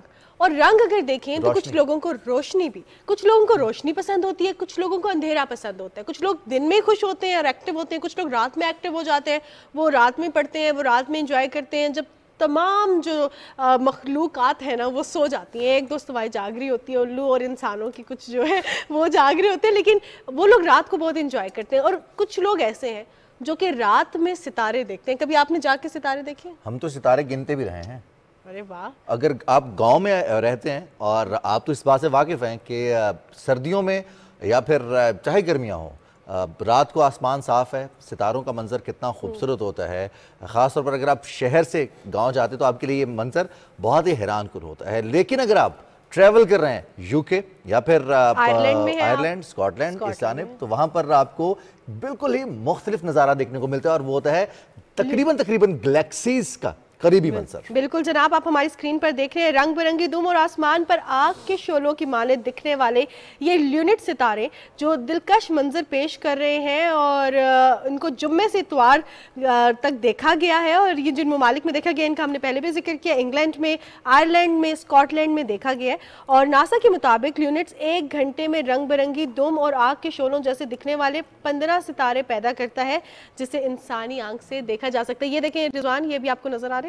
अब तो वैसे बहुत सारी इस हवाले से ऐसी बातें भी इनसे मंसूब हैं, टूटते हुए सितारों से, या वो सितारे जो एक जगह से दूसरी जगह जाते हैं और दुमदार सितारा भी उन्हें कहा जाता है। तो ये लियोनेट्स भी कुछ ऐसे ही हैं, लेकिन ये थोड़े से ज़्यादा ब्राइट हैं, ज़्यादा खूबसूरत दिखते हैं और इनमें मुख्तलिफ लाइट्स जो हैं वो नज़र आती हैं। इस पर भी काम हो रहा है कि ये लाइट्स क्यों उमिट करते हैं। अगर हम नियॉन लाइट की बात करें तो वो इतनी चमकदार लाइट होती है और दूर से और दूर तक दिखाई देती है। जैसे हम बिल्कुल आगाज़ में बात करते हैं कि रोशनी की स्पीड से अगर आप रफ्तार से आप करें, सफ़र करें, तो फिर आपके लिए जो रोशनी साल और वक्त ऐसे गुजरा है जैसे रोशनी अपना सफ़र तय करती है। तो ल्यूनिट्स की ये खासियत है कि ये दुमदार सितारे होते हैं लेकिन इनकी रोशनियाँ बहुत खूबसूरत होती हैं और सरप्राइज़ करती हैं। और ज़िंदगी में बहुत सारी चीज़ें ऐसी होती हैं जो अच्छी होती हैं। अच्छा मानूर, ये भी होता है कि हम बहुत सारी चीज़ों को रिजिस्ट भी कर रहे होते हैं। बिल्कुल ऐसा ही है। फैसले करते हुए, कुछ चीज़ों के हवाले से डिसाइड करते हुए, या कुछ चीज़ों को छोड़ने या किसी चीज़ को परसू करने के हवाले से, के हवाले से भी समटाइम्स हम बड़े हेजिटेट हो रहे होते हैं, डर रहे होते हैं। लेकिन अगर हम सितारों के हवाले से रिजवान बात करें तो सितारों के ज़रिए लोग रास्ता भी याद करते हैं। अगर सहरा में आप जा रहे हो तो एक शेर भी है इस पे कि सरे सहरा मुसाफिर को सितारा याद रहता है, मैं चलता हूँ मुझे चेहरा तुम्हारा याद रहता है। तो सितारे जो हमने अभी स्क्रीन पे दिखाए ना, तो मैं जरा शायराना होगी, पहले आपने खिज़ां का मौसम दिखाया, फिर आपने सितारे दिखाए, फिर आपने शायरों की और उदास लोगों की बात की। और चांद की अगर हम देखें तो कल चांद आधा था और अब चांद भी इसी इन तमाम अलामतों में से एक अलामत है जिसे मुख्तलिफ शोरा ने तशबीह भी दी है। तो न्यूज़ ब्रेक लेते हैं, न्यूज़ ब्रेक के बाद हम अपनी इस गुफ्तगू को जारी रखेंगे सुबह पाकिस्तान में।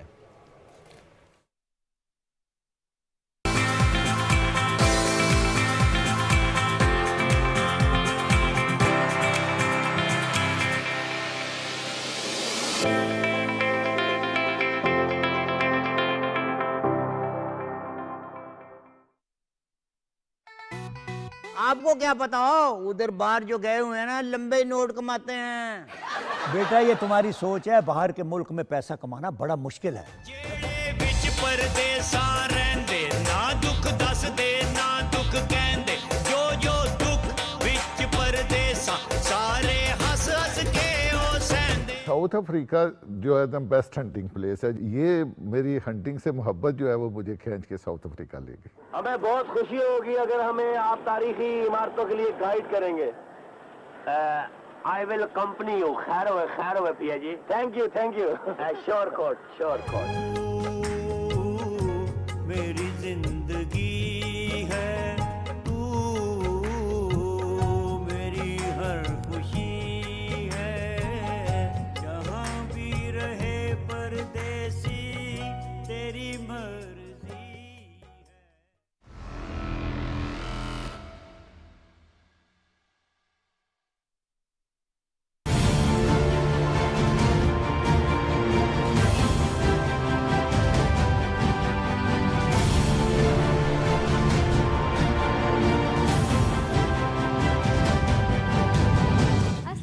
मैं हूँ अरूज काज़मी और हम मना रहे हैं पाकिस्तान टेलीविजन की 59 एनिवर्सरी, जिसका नाम है सफ़र मोहब्बतों का। 26 नवंबर तक आपकी और हमारी रोजाना मुलाकात होगी दोपहर 1 बजे से 2 बजे तक। जिस दिन से देखा है तुमको सनम, नजर हमें देखे मेघा जैसे रोए साथी। मोहब्बतों के इस सफर में हम आपको मिलवाएंगे पाकिस्तान टेलीविजन की अजीम तरीन शख्सियात से और करेंगे उनसे मजे मजे की बातें। रुके तो चांद, चले तो हवाओं जैसा है, वो शख्स धूप में देखो तो छाँव जैसा। समझते हो ये खुश नसीबी थी हमारी कि हमें सिखाने वाले मौजूद थे। आर्टिस्ट मिल जाएंगे, डायरेक्टर मिल जाएंगे, परखने वाली आंख है जो ये चीजें करती थी वो कब मिलेगी। 90% आर्टिस्ट हैं वो पीटीवी की पैदावार है, पीटीवी से सामने आए। एनुअली पीटीवी भी 2-3 हज़ार गाना नया प्रोड्यूस करता था हर साल। लहजा, तहजीब, पढ़ने की सब चीज़ें यहीं से सीखी। तो देखना ना भूलिएगा सफर मोहब्बतों का।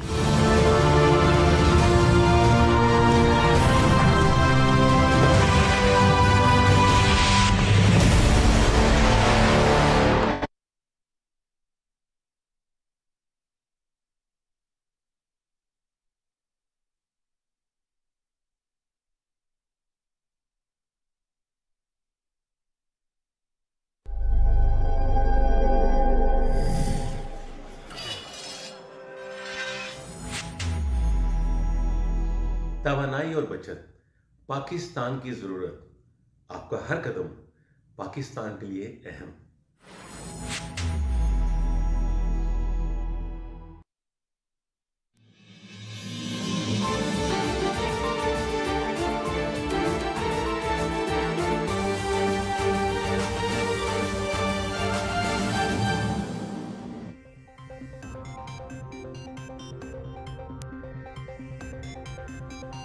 मौसमियाती तब्दीली पाकिस्तान जैसे तरक्की पजीर मुल्कों के लिए सलामती का मसला।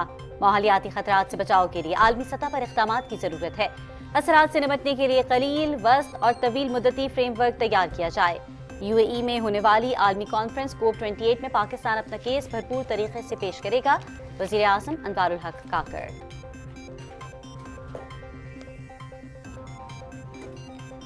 गजा में सेहूनी मजालिम को मजहबी रंग देने के बजाय इंसानी हुकूक के तनाजुर में देखा जाए। फलस्तीनी बच्चों का होलोकॉस्ट फौरी रोका जाए। निहत्ते मासूमों का कत्ल आलमी कवानीन और इंसानी हुकूक की बदतरीन खिलाफ वर्जी है। पेशा वराना फौज कभी निहत्ते शहरियों और बच्चों को निशाना नहीं बनाती। फलस्तीन की मौजूदा सूरत हाल मुस्तकबिल के तनाज़ात की अहम वजह बनेगी। वज़ीर आज़म अनवारुल हक काकर।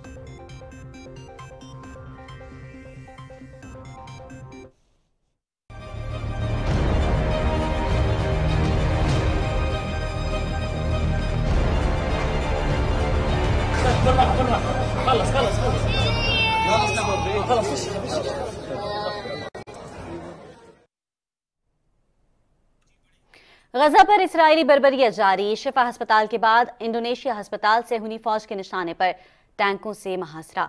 अस्पताल पर हमले में 12 अफराद शहीद। इसराइली तैयारों की रफा पर बमबारी, 14 अफराद शहीद, मुतअद्दिद जख्मी। शिफा अस्पताल इंतजामिया ने सुरंग मिलने के इसराइली दावे का भांडा फोड़ दिया।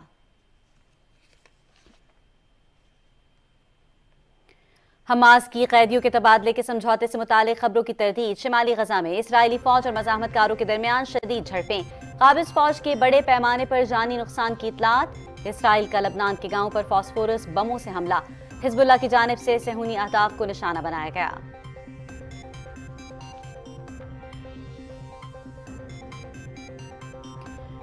डेरा इस्माइल खान और जनूबी वजीरिस्तान में सिक्योरिटी फोर्सेस की 2 मुख्तलिफ कार्रवाइयां। 3 दहशतगर्द हलाक। डेरा इस्माइल खान के इलाके कराची में फायरिंग के तबादले में 2 दहशतगर्द मारे गए। कोट आजम जनूबी वजीरिस्तान में भी 1 दहशतगर्द हलाक हो गया। हलाक दहशतगर्दों से असलहा और गोला बारूद बरामद। शिमाली वजीरिस्तान में देसी साख्ता बारूदी सुरंग के धमाके में पाक फौज के सिपाही शाहजेब ने जाम शहादत नोश किया। वजीर आजम की तरफ से इसहाक डार की सेनेट में बतौर कायदे ऐवान तौसीक। आईन में निगरान हुकूमत के इख्तियारात वाज़ेह हैं, उनसे तजावुज़ नहीं कर सकते। इंतखाबात के इनेकाद में मुआवनत हमारी आईनी जिम्मेदारी है। वफाकी वज़रा मुर्तज़ा सोलंकी और सरफराज बुगटी का ऐवान में इजहार ख्याल।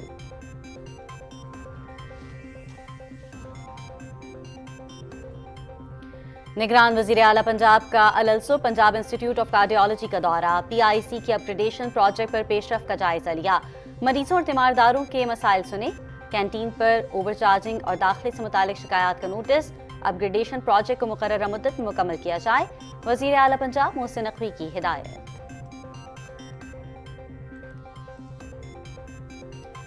शोहदाए पाकिस्तान को खिराज अकीदत पेश करने के लिए खुसूसी तकरीब का इनेकाद। शोहदा के लवाहिकीन, जजों और वकला समेत दीगर नुमाया शख्सियात की शिरकत। वकला और जजों की सानहा नौमई की मसम्मत।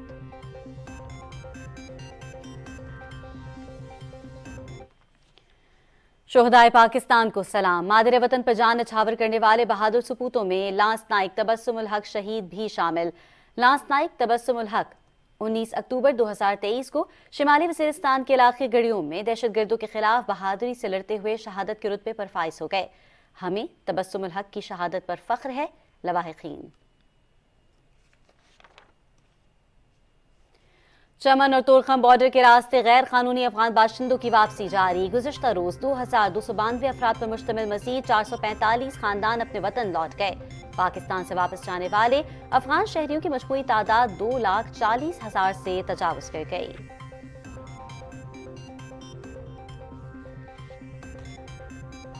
तालीम और खेलों पर पाबंदी। खवातीन अवामी ओहदों और अदलिया से मुकम्मल तौर पर खारिज। अफगानिस्तान में तालिबान के बरसरे इक़्तिदार आने के बाद खवातीन अपने बुनियादी हुकूक से महरूम। खवातीन और लड़कियों के खिलाफ तशद्दुद में इजाफा। अफगानिस्तान में नौमौलूद बच्चों और ज़चगी में अमवात की शरह एशिया में सबसे ज्यादा। अक़वाम मुत्तहिदा और आलमी तंजीमों का सूरत हाल पर इजहार तशवीश।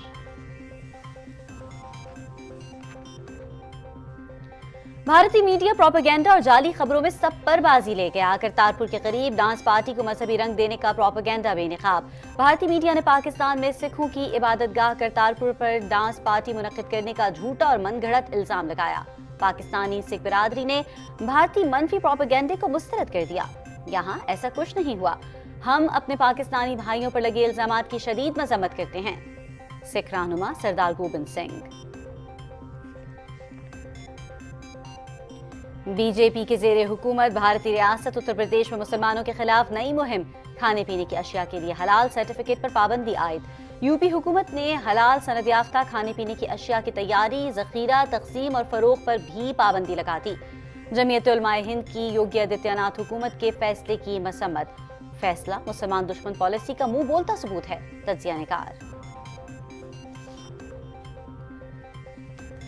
1971 पाक भारत जंग, बिहारियों पर ढाए जाने वाले मजालिम की दास्तान। बिहारी कम्युनिटी से ताल्लुक रखने वाले शेख मुकीम भी मुतासरा पाकिस्तानियों में शामिल। मुक्ति बाहिनी इंडियन आर्मी के साथ मिलकर मशरिकी पाकिस्तान खुसूसन बिहारियों पर हमलावर हुए और कत्लेआम किया। इंडियन फौज और मुक्ति बाहिनी ने 5.5 लाख बिहारियों को शहीद किया। साजिश के तहत इस कत्लेआम का पाकिस्तानी फौज पर इल्जाम लगाया गया। शेख मुकीम मेंबर बिहारी कम्युनिटी। दौरे ऑस्ट्रेलिया के लिए शान मसूद की क़यादत में 18 रुकनी टेस्ट स्क्वाड का ऐलान। ओपनिंग बल्लेबाज साइम अयूब और फास्ट बॉलर खुर्रम शहजाद पहली बार टेस्ट टीम में शामिल। मीर हमजा, वसीम जूनियर और फहीम अशरफ की वापसी। पहला टेस्ट 14 दिसंबर से पर्थ में शुरू होगा।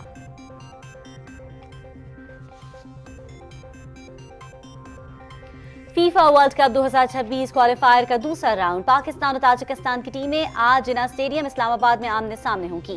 मुकाबला दिन 2 बजे से पीटीवी स्पोर्ट्स HD पर बराह रास्त दिखाया जाएगा।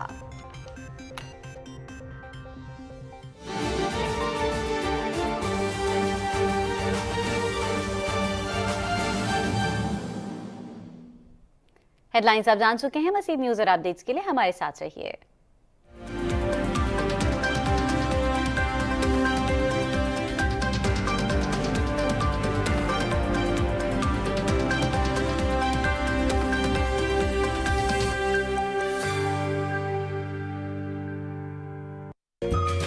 मुझे तरह तरह की जगहों के खाने बनाने का शौक है।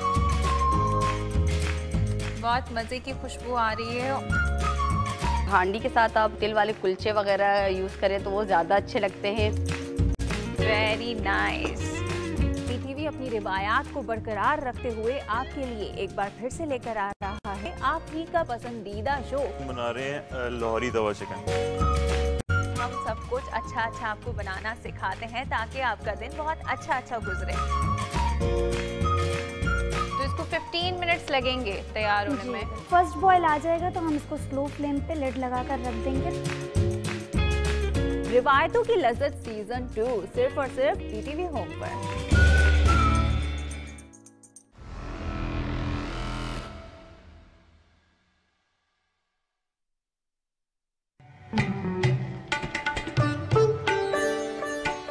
राग रंग का एक नया सिलसिला शुरू हो चुका है। क्लासिकल म्यूजिक जो है ये बुनियादी म्यूजिक है। प्रोग्रामों को देखते हुए जहन अचानक माजी के झरोखों में चला जाता है। मेहनत इसने खूब की है।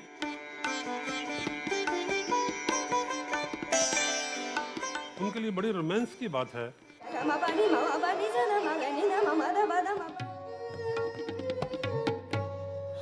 याद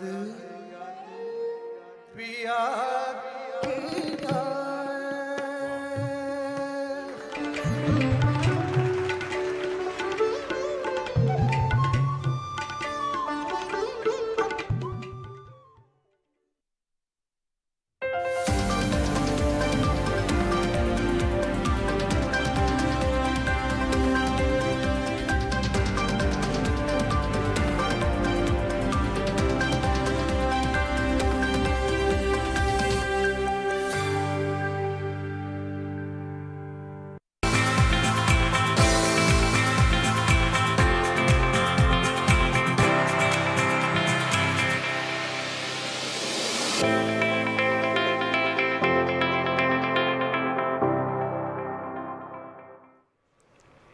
सुबह पाकिस्तान में एक बार फिर आपको खुशामदीद कहते हैं। आपका और हमारा जो रिश्ता है वो स्क्रीन के ज़रिए जुड़ा है। आप हमें स्क्रीन पर देखते हैं, आप हमें टेलीविज़न पर देखते हैं। और रिजवान, अगर हम आज के दिन के हवाले से बात करें तो आज 21 नवंबर है और आज वर्ल्ड टेलीविज़न डे मनाया जा रहा है। टेलीविज़न पर आ रहे हैं हम, टेलीविज़न पर आ रहे हैं और आज टेलीविज़न डे है। और टेलीविज़न डे बेसिकली देखा जाए तो टेलीविज़न सोर्स है तालीम और तरबियत का, इंफोटेनमेंट का, दुनिया भर में क्या हो रहा है हमें बाखबर रखता है।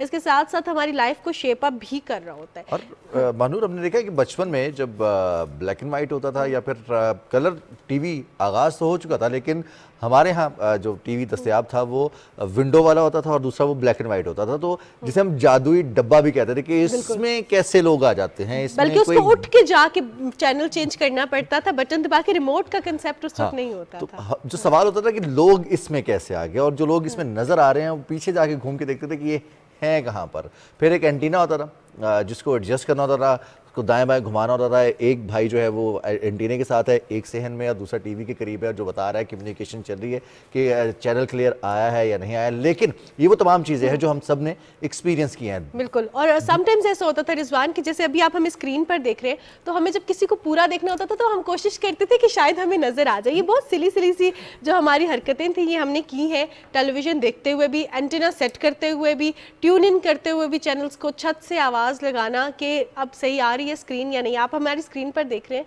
कि वो जो डब्बे वाला टेलीविजन था और उसके बाद जिस तरह LEDs आए, लेकिन टेलीविजन में भी बहुत ज़्यादा जिद्दत आई है with the passage of time.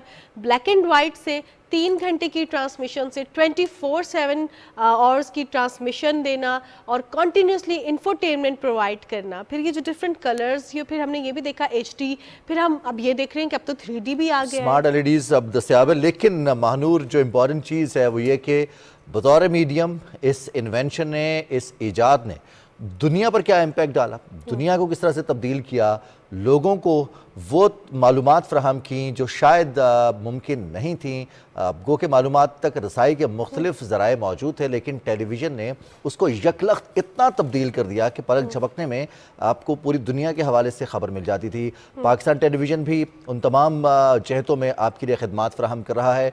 मुख्तलिफ 7 चैनल्स का नेटवर्क है पाकिस्तान टेलीविज़न, जिसमें PTV news, PTV home, PTV sports HD, PTV global, Pakistan के मुख्तलिफ इलाकाई ज़बानों में चैनल्स पाकिस्तान टेलीविज़न के आप मुलाहिज़ा फरमाते हैं। साथ ही साथ जो ख़बरें, हालात हाज़रा, एंटरटेनमेंट, इंफोटेनमेंट और सबसे अहम पाकिस्तान टेलीविज़न का जो खास रहा है महानूर, वो है हमेशा लोगों को तरबियत फ़राहम करना, बिल्कुल तालीम के साथ साथ तरबियत और जो जहन साजी है या फिर लोगों के जो जहन फ़रोग पाते हैं उनको मैच्योर करने में पाकिस्तान टेलीविज़न ने हमेशा किरदार अदा किया और बड़े जिम्मेदाराना ये किरदार अदा करता है। बिल्कुल रिजवान, लेकिन अगर हम किरदार के हवाले से बात करें तो हमें तो नज़र आते हैं टेलीविज़न पे 2 एंकर्स बैठे हुए, लेकिन इसके पीछे प्रॉपर टीम होती है और ऐसी टीम होती है जो कि हमें खड़ा करती है। हमारे पिलर्स होते हैं, चाहे वो हमारे कैमरा पर्सन हो, चाहे वो हमारे प्रोड्यूसर्स हों, कंटेंट राइटर्स हों, चाहे वो हमारे डायरेक्टर्स हों, चाहे वो हमारे कोऑर्डिनेटर्स हों। प्रॉपर जो सारी टीम है, टेक्निकल टीम हो, इंजीनियरिंग टीम हो या जो भी मैनेजमेंट की टीम होती है, इन तमाम लोगों की एफर्ट्स शामिल होती है। एक और भी टीम के मेंबर हैं जिन्हें हम इग्नोर कर देते हैं, वो हमारे नाजरीन, जिनकी तारीफ और तनकीद हमारे प्रोग्राम को अच्छा भी करती है और हमारे प्रोग्राम के हवाले से आपकी राय जो है वो बहुत ज़्यादा मैटर करती है। तो ये सब टीम मेंबर्स ही बनते हैं। और कुछ लोग ऐसे होते हैं जो कि इन सारी टीम्स को लेकर चलते हैं, उन्हें संभालते हैं, उन्हें गाइड करते हैं, उनके लीडर होते हैं, उन्हें बताते हैं कि जो हालात हाज़िरा हैं इसमें आपने आगे कैसे बढ़ना है, अपने आप को अप टू डेट कैसे करना है, ताकि आप लोगों को जो तालीम और तरबियत प्रोवाइड करना चाह रहे हैं वो आप अच्छे से एक पॉजिटिव वे में और एक हसल फ्री वे में प्रोवाइड कर सकें। चाहे वो टेलीविज़न को सोशल मीडिया के साथ कनेक्ट करना है, चाहे वो टेलीविज़न में जिद्दत लेके आना है, चाहे वो उसकी प्रोग्रामिंग चेंज करना है, चाहे वो उसकी फॉर्मेटिंग चेंज करना है। आज हमारे साथ ऐसी ही शख्सियत प्रोग्राम में मौजूद है और उनके बारे में मैं आपको ये भी बता दूं कि 35 ईयर्स से ज़्यादा का उनका एक्सपीरियंस है इस फील्ड में, पाकिस्तान टेलीविज़न के साथ ही मुंसलिक रहे, लेकिन अब वो प्रोफेसर भी हैं, पढ़ा भी रहे हैं और आज वी आर सो ऑनर्ड कि वो हमारे साथ प्रोग्राम में मौजूद है और हमें भी आज उनसे कुछ सीखने का मौका मिलेगा। हमारे साथ प्रोग्राम में अभी सरवर मुनीर राव साहब मौजूद हैं जो कि साबिक director news and current affairs PTV news हैं। आपको प्रोग्राम में खुशामदीद कहते हैं सरवर साहब। जी बहुत शुक्रिया। अस्सलाम वालेकुम सरवर साहब। जी वालेकुम अस्सलाम। मानूर आपका तारुफ करवा रही थी तो मेरे जहन में ये चीज़ चल रही थी कि हमारे पाकिस्तान टेलीविज़न ने बहुत सारी ऐसी शख्सियात दी हैं इस इदारे ने जिन्होंने अपना सरमाया, अपनी ज़िंदगी इसमें इन्वेस्ट की और फिर उनको पाकिस्तान टेलीविज़न ने ऐसा नाम दिया कि उन्हें किसी तारुफ की ज़रूरत रहती नहीं है। अपने आप में एकेडमी और अल्हम्दुलिल्लाह बहुत सारे स्टूडेंट्स को, बहुत सारे प्रोड्यूसर्स को बनाया, सिखाया और फिर पाकिस्तान टेलीविज़न को पाकिस्तान टेलीविज़न बनाने में अहम किरदार अदा किया। सरवर मुनीर राव साहब, तो आपको आज का दिन बहुत बहुत मुबारक हो, Pakistan television international television day. दूसरा ये कि सबसे पहले हमारे नाज़रीन को बताइए कि ये इजाद ज़रूरत के तहत थी, वो कहते हैं कि ज़रूरत इजाद की माँ है, या फिर ये इजाद हो गया और बाद में इसकी ज़रूरत बन गई थी, ये दुनिया की ज़रूरत बन गया? आप दोनों का बहुत शुक्रिया, आपने बड़ा एजाज़ दिया और मेरा जिस अंदाज़ में तारुफ़ करवाया, अल्लाह करे कि मैं उस पर पूरा उतरूँ। और जहाँ तक टेलीविज़न का ताल्लुक़ है तो मैं ये समझता हूँ कि मेरी पहचान ही पाकिस्तान टेलीविज़न है और पाकिस्तान और टेलीविज़न ये दोनों ऐसे लाजिम व मलजूम हुए हैं कि हमारी ज़िंदगी और मुआशरत का एक हिस्सा बन गए हैं। टेलीविज़न की आपने पूछा कि ये कैसे आया, ये जादू का डब्बा कैसे आया, तो इसमें सबसे बड़ी चीज़ होती है इंसानी जहन जो तख्लीक करता है और उसमें एक कुदरत ने उसमें जो मुख्तलिफ़ करैक्टरिस्टिक्स रखी हैं उसमें एक है तजस्सुस, इनक्विजिटिवनेस, जो न्यूज़ के लिए भी ज़रूरी है, ख़बर ढूंढने के लिए, और तख्लीक के लिए भी ज़रूरी है। तो वो कहते हैं ना, है जुस्तजू के खूब से है खूब तर कहाँ। इस जुस्तजू ने टेलीविज़न को भी तख्लीक किया। आपको पता है कि अदवार मुख्तलिफ़ हैं। पत्थर के ज़माने से इंसान ने तरक्की शुरू की और फिर चलते चलते एक वो दौर आया कि प्रिंटिंग आ गई, लेथो प्रिंटिंग और दूसरी, और फिर वो दौर आया कि डिजिटल आज का दौर है। तो इसकी एक बड़ी इंटरेस्टिंग और हैरान कुन कहानी है। तो टेलीविज़न जो है ये तहय्युर अंगेज़ भी है, हैरान भी करता है, और टेलीविज़न जो है इसमें तजस्सुस भी है, और इसमें तकनीकी तरक्की का ये एक डब्बा भी है और महराज भी है। इसीलिए कहते हैं कि टेलीविज़न जो है साइंसी और टेक्निकल तरक्की की महराज है, और टेलीविज़न जो है इम्तजाज है 3 चीज़ों का। आवाज़, बिग बैंग, तख्लीक हुई एक आवाज़, और वो आवाज़ मुख्तलिफ रूप धारती हुई आज मेरे और आपके दरमियान कम्युनिकेट कर रही है। दूसरी है तस्वीर, आप मुझे देख रहे हैं, मैं आपको देख रहा हूँ, और जैसे आपने कहा कि तीसरे पार्ट हमारा व्यूअर है, तो अवाम भी हमें देख रहे हैं। तो ये जो देखने का अमल है, इसी के पस मंज़र में टेलीविज़न का नाम रखा गया। इसके 2 हिस्से हैं, एक टेली, दूसरा विजन। टेली जो वर्ड है वो रोमन ज़बान का है, जिसका मतलब है दूर, फार अवे, और जिसका मतलब है देखना, टेली का मतलब है देखना, और जो विजन है, विजन का मतलब देखना, और टेली का मतलब दूर, दूर से देखना। तो आप देखिए हमारे हमसाये मुल्क ने टेलीविज़न का नाम ही दूरदर्शन रखा है। तो ये जो दूरदर्शन है, टेलीविज़न है, इसके मुख्तलिफ नाम अब हर मुल्क ने अपने साथ कोई ना कोई अल्फ़ाबेट लगा के उसको ओन कर लिया। इसका आगाज़ 1930s में हुआ, 1930 में। अभी 100 साल टेलीविज़न की ईजाद को नहीं हुए। आवाज़ और तस्वीर के मिलाप से 1930 में एक्सपेरिमेंट वेस्ट में किया गया, और फिर दूसरी जंग अज़ीम आ गई। दूसरी जंग अज़ीम की वजह से कुछ तरक्की का अमल रुक गया, तो 40s की जो दहाई थी वो डेवलपमेंट रुक गई थी। 45 में दूसरी जंग हुई, तो इसके बाद 50s में टेलीविज़न में टेक्नोलॉजी आई, और 60 के बाद ये दुनिया में आम हुआ, और पाकिस्तान में भी 64 में टेलीविज़न आया। बिल्कुल। अच्छा, अगर हम टेलीविज़न के हवाले से बात करें तो सरवर साहब, आपका इतना एक्सपीरियंस रहा है पाकिस्तान टेलीविज़न नेटवर्क के साथ, आपने जब ज्वाइन किया, अब हम देखते हैं अब तो हर दूसरे महीने नई कोई चीज़ ईजाद हो रही है, कोई जिद्दत आ रही है, न्यू टेक्नोलॉजी आ रही है। जब आपने ज्वाइन किया और अब ये सफ़र कैसा रहा, इस पर कुछ रोशनी डालेंगे? ये सफ़र, मैं जब यूनिवर्सिटी में पढ़ता था, पंजाब यूनिवर्सिटी में पोस्ट ग्रेजुएशन स्टडीज़ में, तो उस वक्त एक बुक हमने पढ़ी थी एक अमेरिकन ऑथर की। उस वक्त टेलीविज़न इतना उसका इब्तदा थी। उसमें लिखा था कि television journalist can see the world in 5 years which A common man can't see in 25 years। 25 साल में एक आम आदमी इतनी दुनिया नहीं देख सकता जितनी टेलीविज़न का जर्नलिस्ट इलेक्ट्रॉनिक मीडिया का 5 साल में देख सकता है। तो मेरा सफ़र इससे इबारत है। मुझे उस वक्त एक ख़याल आया, सबसे पहले ख़याल आता है, फिर उसमें रंग भर। मैंने कहा मुझे टेलीविज़न में जॉब मिल जाए, तो लाहौर टेलीविज़न का इश्तहार अखबार में आया, मैंने रिटन टेस्ट दिया, इंटरव्यू हुआ, और आई एम लकी कि उधर मेरी पोस्ट ग्रेजुएशन हुई, उधर मुझे टेलीविज़न में न्यूज़ प्रोड्यूसर और रिपोर्टर ले लिया गया। कोयटा से सर्विस का आगाज़ होता है, और ये सफ़र चलता है, न्यूज़ एडिटर, जनरल मैनेजर, फिर डायरेक्टर, फिर इसी तरह चैनल हेड। और जिस तरह मुझे टेलीविज़न पीटीवी में तरक्की की, तो फिर उस वक्त निजी टेलीविज़न जब आने लगे, तो लाहौर के एक निजी टेलीविज़न ने, जिसका बड़ा नाम है इस वक्त, दुनिया टीवी, उन्होंने मुझे अप्रोच किया, तो मैंने यहाँ से छुट्टी ली। फिर दुनिया टीवी का भी मैं founder director news and current affairs बना। तो इस तरह कन्वेंशनल टेलीविज़न, जो रिवायती monochrome black and white television था, उससे रंगीन टेलीविज़न तक का सफ़र मेरा टेलीविज़न के साथ चला। और अगर आप मज़ीद तफसील चाहते हैं तो मैं सिर्फ इतनी बात बताऊंगा कि जब मैंने कोयटा टेलीविज़न ज्वाइन किया, उस वक्त कौमी नशरियाती राब्ता नहीं था, सेटेलाइट का तो तस्वुर ही नहीं था। तो चाबी वाला कैमरा होता था, उसको बोलेक्स कैमरा कहते थे। उसमें चाबी के ज़रिए साइड से वो बैटरी उसकी चार्ज होती थी, और वो 2.5 मिनट चलता था। 2.5 मिनट की उसमें फ़िल्म होती थी साइलेंट।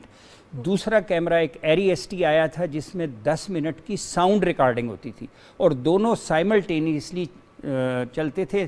साउंड रिकॉर्डिंग हम जो करते थे वो नागरा टेप रिकॉर्डर होता था। इंजीनियर्स टेलीविज़न के जानते हैं, या जो मीडिया पढ़ रहे हैं और हिस्ट्री जानते हैं, तो उसमें वो जैसे लैपटॉप आजकल हम लटकाते हैं, उस वक्त नागरा टेप रिकॉर्डर इंजीनियर लटकाता था, उसको स्विच करके कैमरे के साथ कनेक्ट किया जाता था।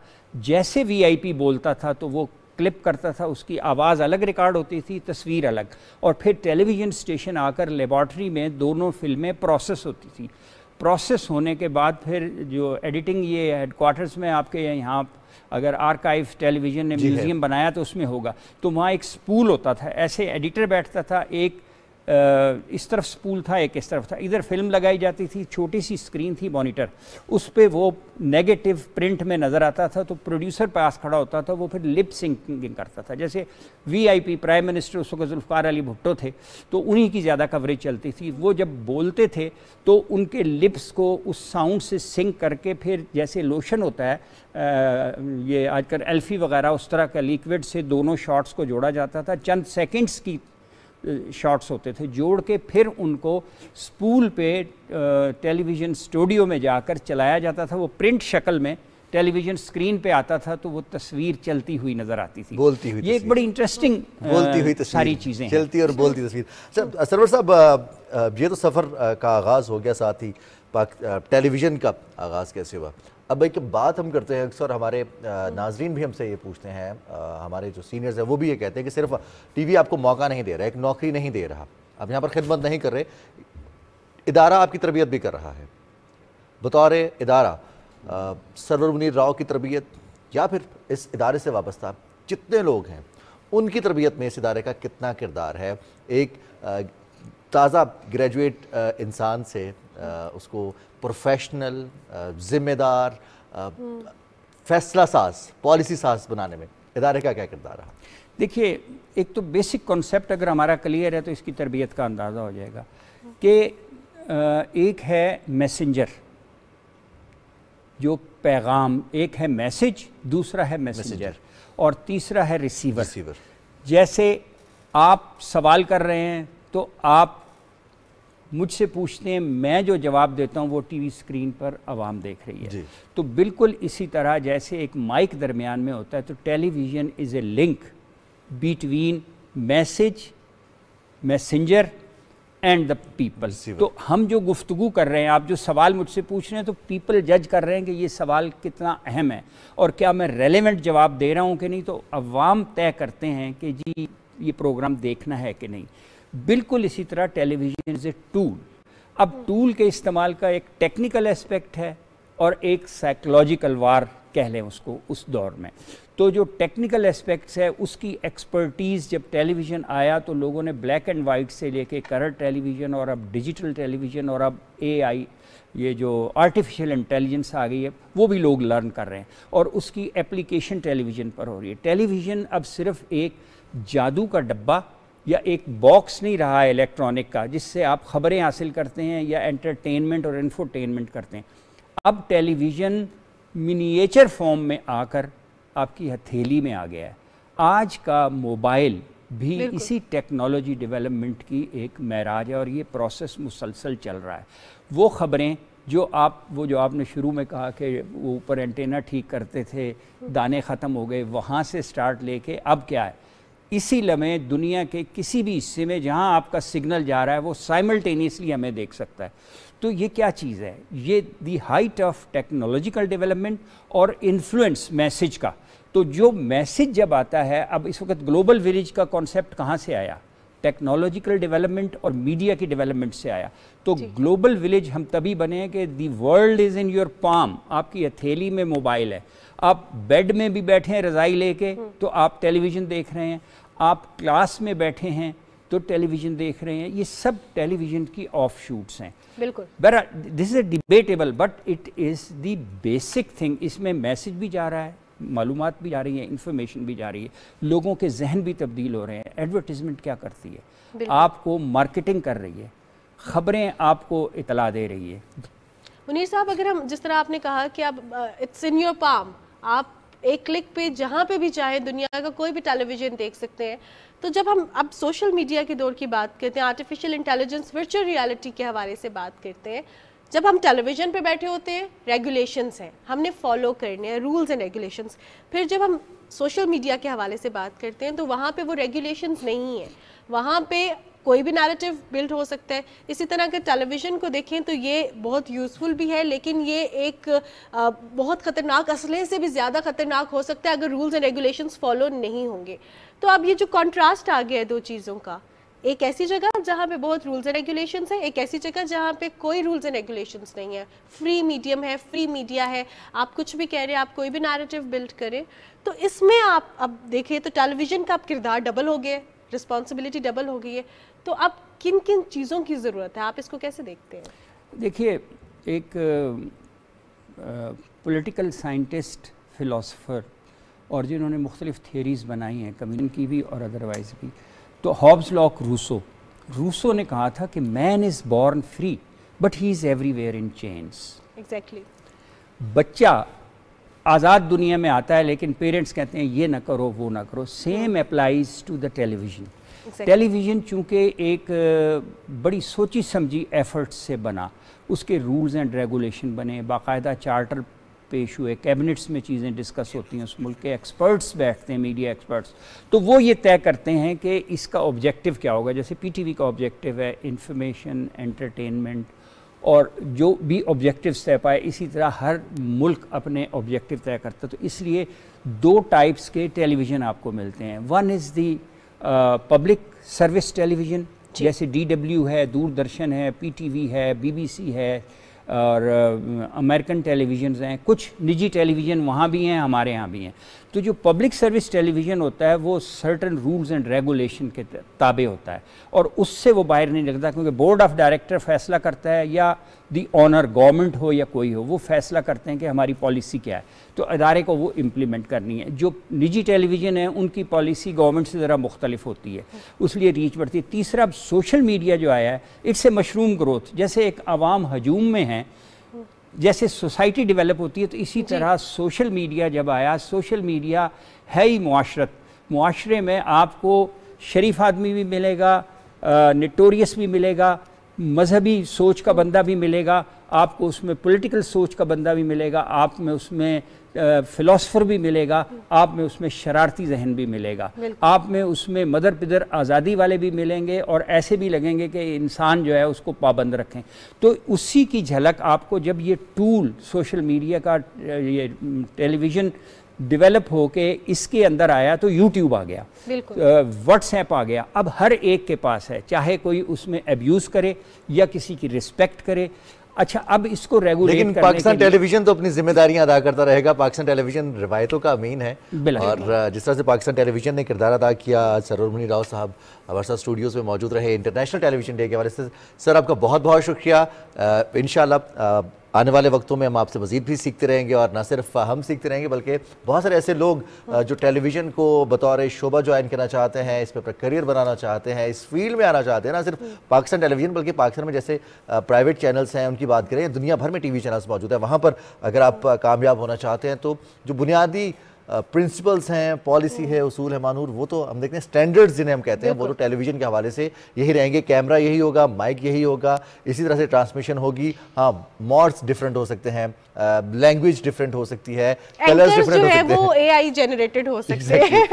वो कहते हैं ना, दायम आबाद रहेगी दुनिया, हम ना होंगे कोई हमसा होगा। तो वो हमसा में भी जो है वो आर्टिफिशियल इंटेलिजेंस के थ्रू या ये जो आजकल डिफरेंट टेक्नोलॉजीज आ रही हैं उसके थ्रू भी हो सकता है। आवाज़ महानूर की होगी, चेहरा जो है वो आर्टिफिशियल इंटेलिजेंस वाले किसी एंकर का होगा, तो ये महानूर कहना चाह रही है जो मैं समझ सका हूँ। सो बेसिकली अगर हम बात करते हैं पाकिस्तान टेलीविजन नेटवर्क की, हमने आपको ये बताया कि पाकिस्तान टेलीविजन नेटवर्क हमेशा आपको गाइड करता रहा है, आपकी तरबियत करता रहा है, एंटरटेनमेंट प्रोवाइड करता रहा है, इंफॉर्मेशन प्रोवाइड करता रहा है। इंफॉर्मेशन के हवाले से बात करें तो पाकिस्तान मौसमियाती तब्दीलियों का जो है विक्टिम रहा है। पाकिस्तान कंट्रीब्यूटर जो है वो 1% से भी कम है, लेकिन उसके बहुत खतरनाक असरात पाकिस्तान ने फेस किए हैं। इस हवाले से पाकिस्तान टेलीविजन नेटवर्क में क्लाइमेट एक्सचेंज डेस्क भी जो है वो मुतारिफ कराया गया है, ताकि जो क्लाइमेट चेंज है इससे रिलेटेड इंफॉर्मेशन आपको प्रोवाइड की जा सके, पूरे मुल्क से जो रिलेटेड इंफॉर्मेशन है क्लाइमेट चेंज की वो आपको प्रोवाइड की जा सके, प्रिकॉशनरी मेजर्स आपको बताए जा सके कि आपको क्या करना चाहिए। अब अगर हम मौसमियाती तब्दीलियों के हवाले से बात करें रिजवान,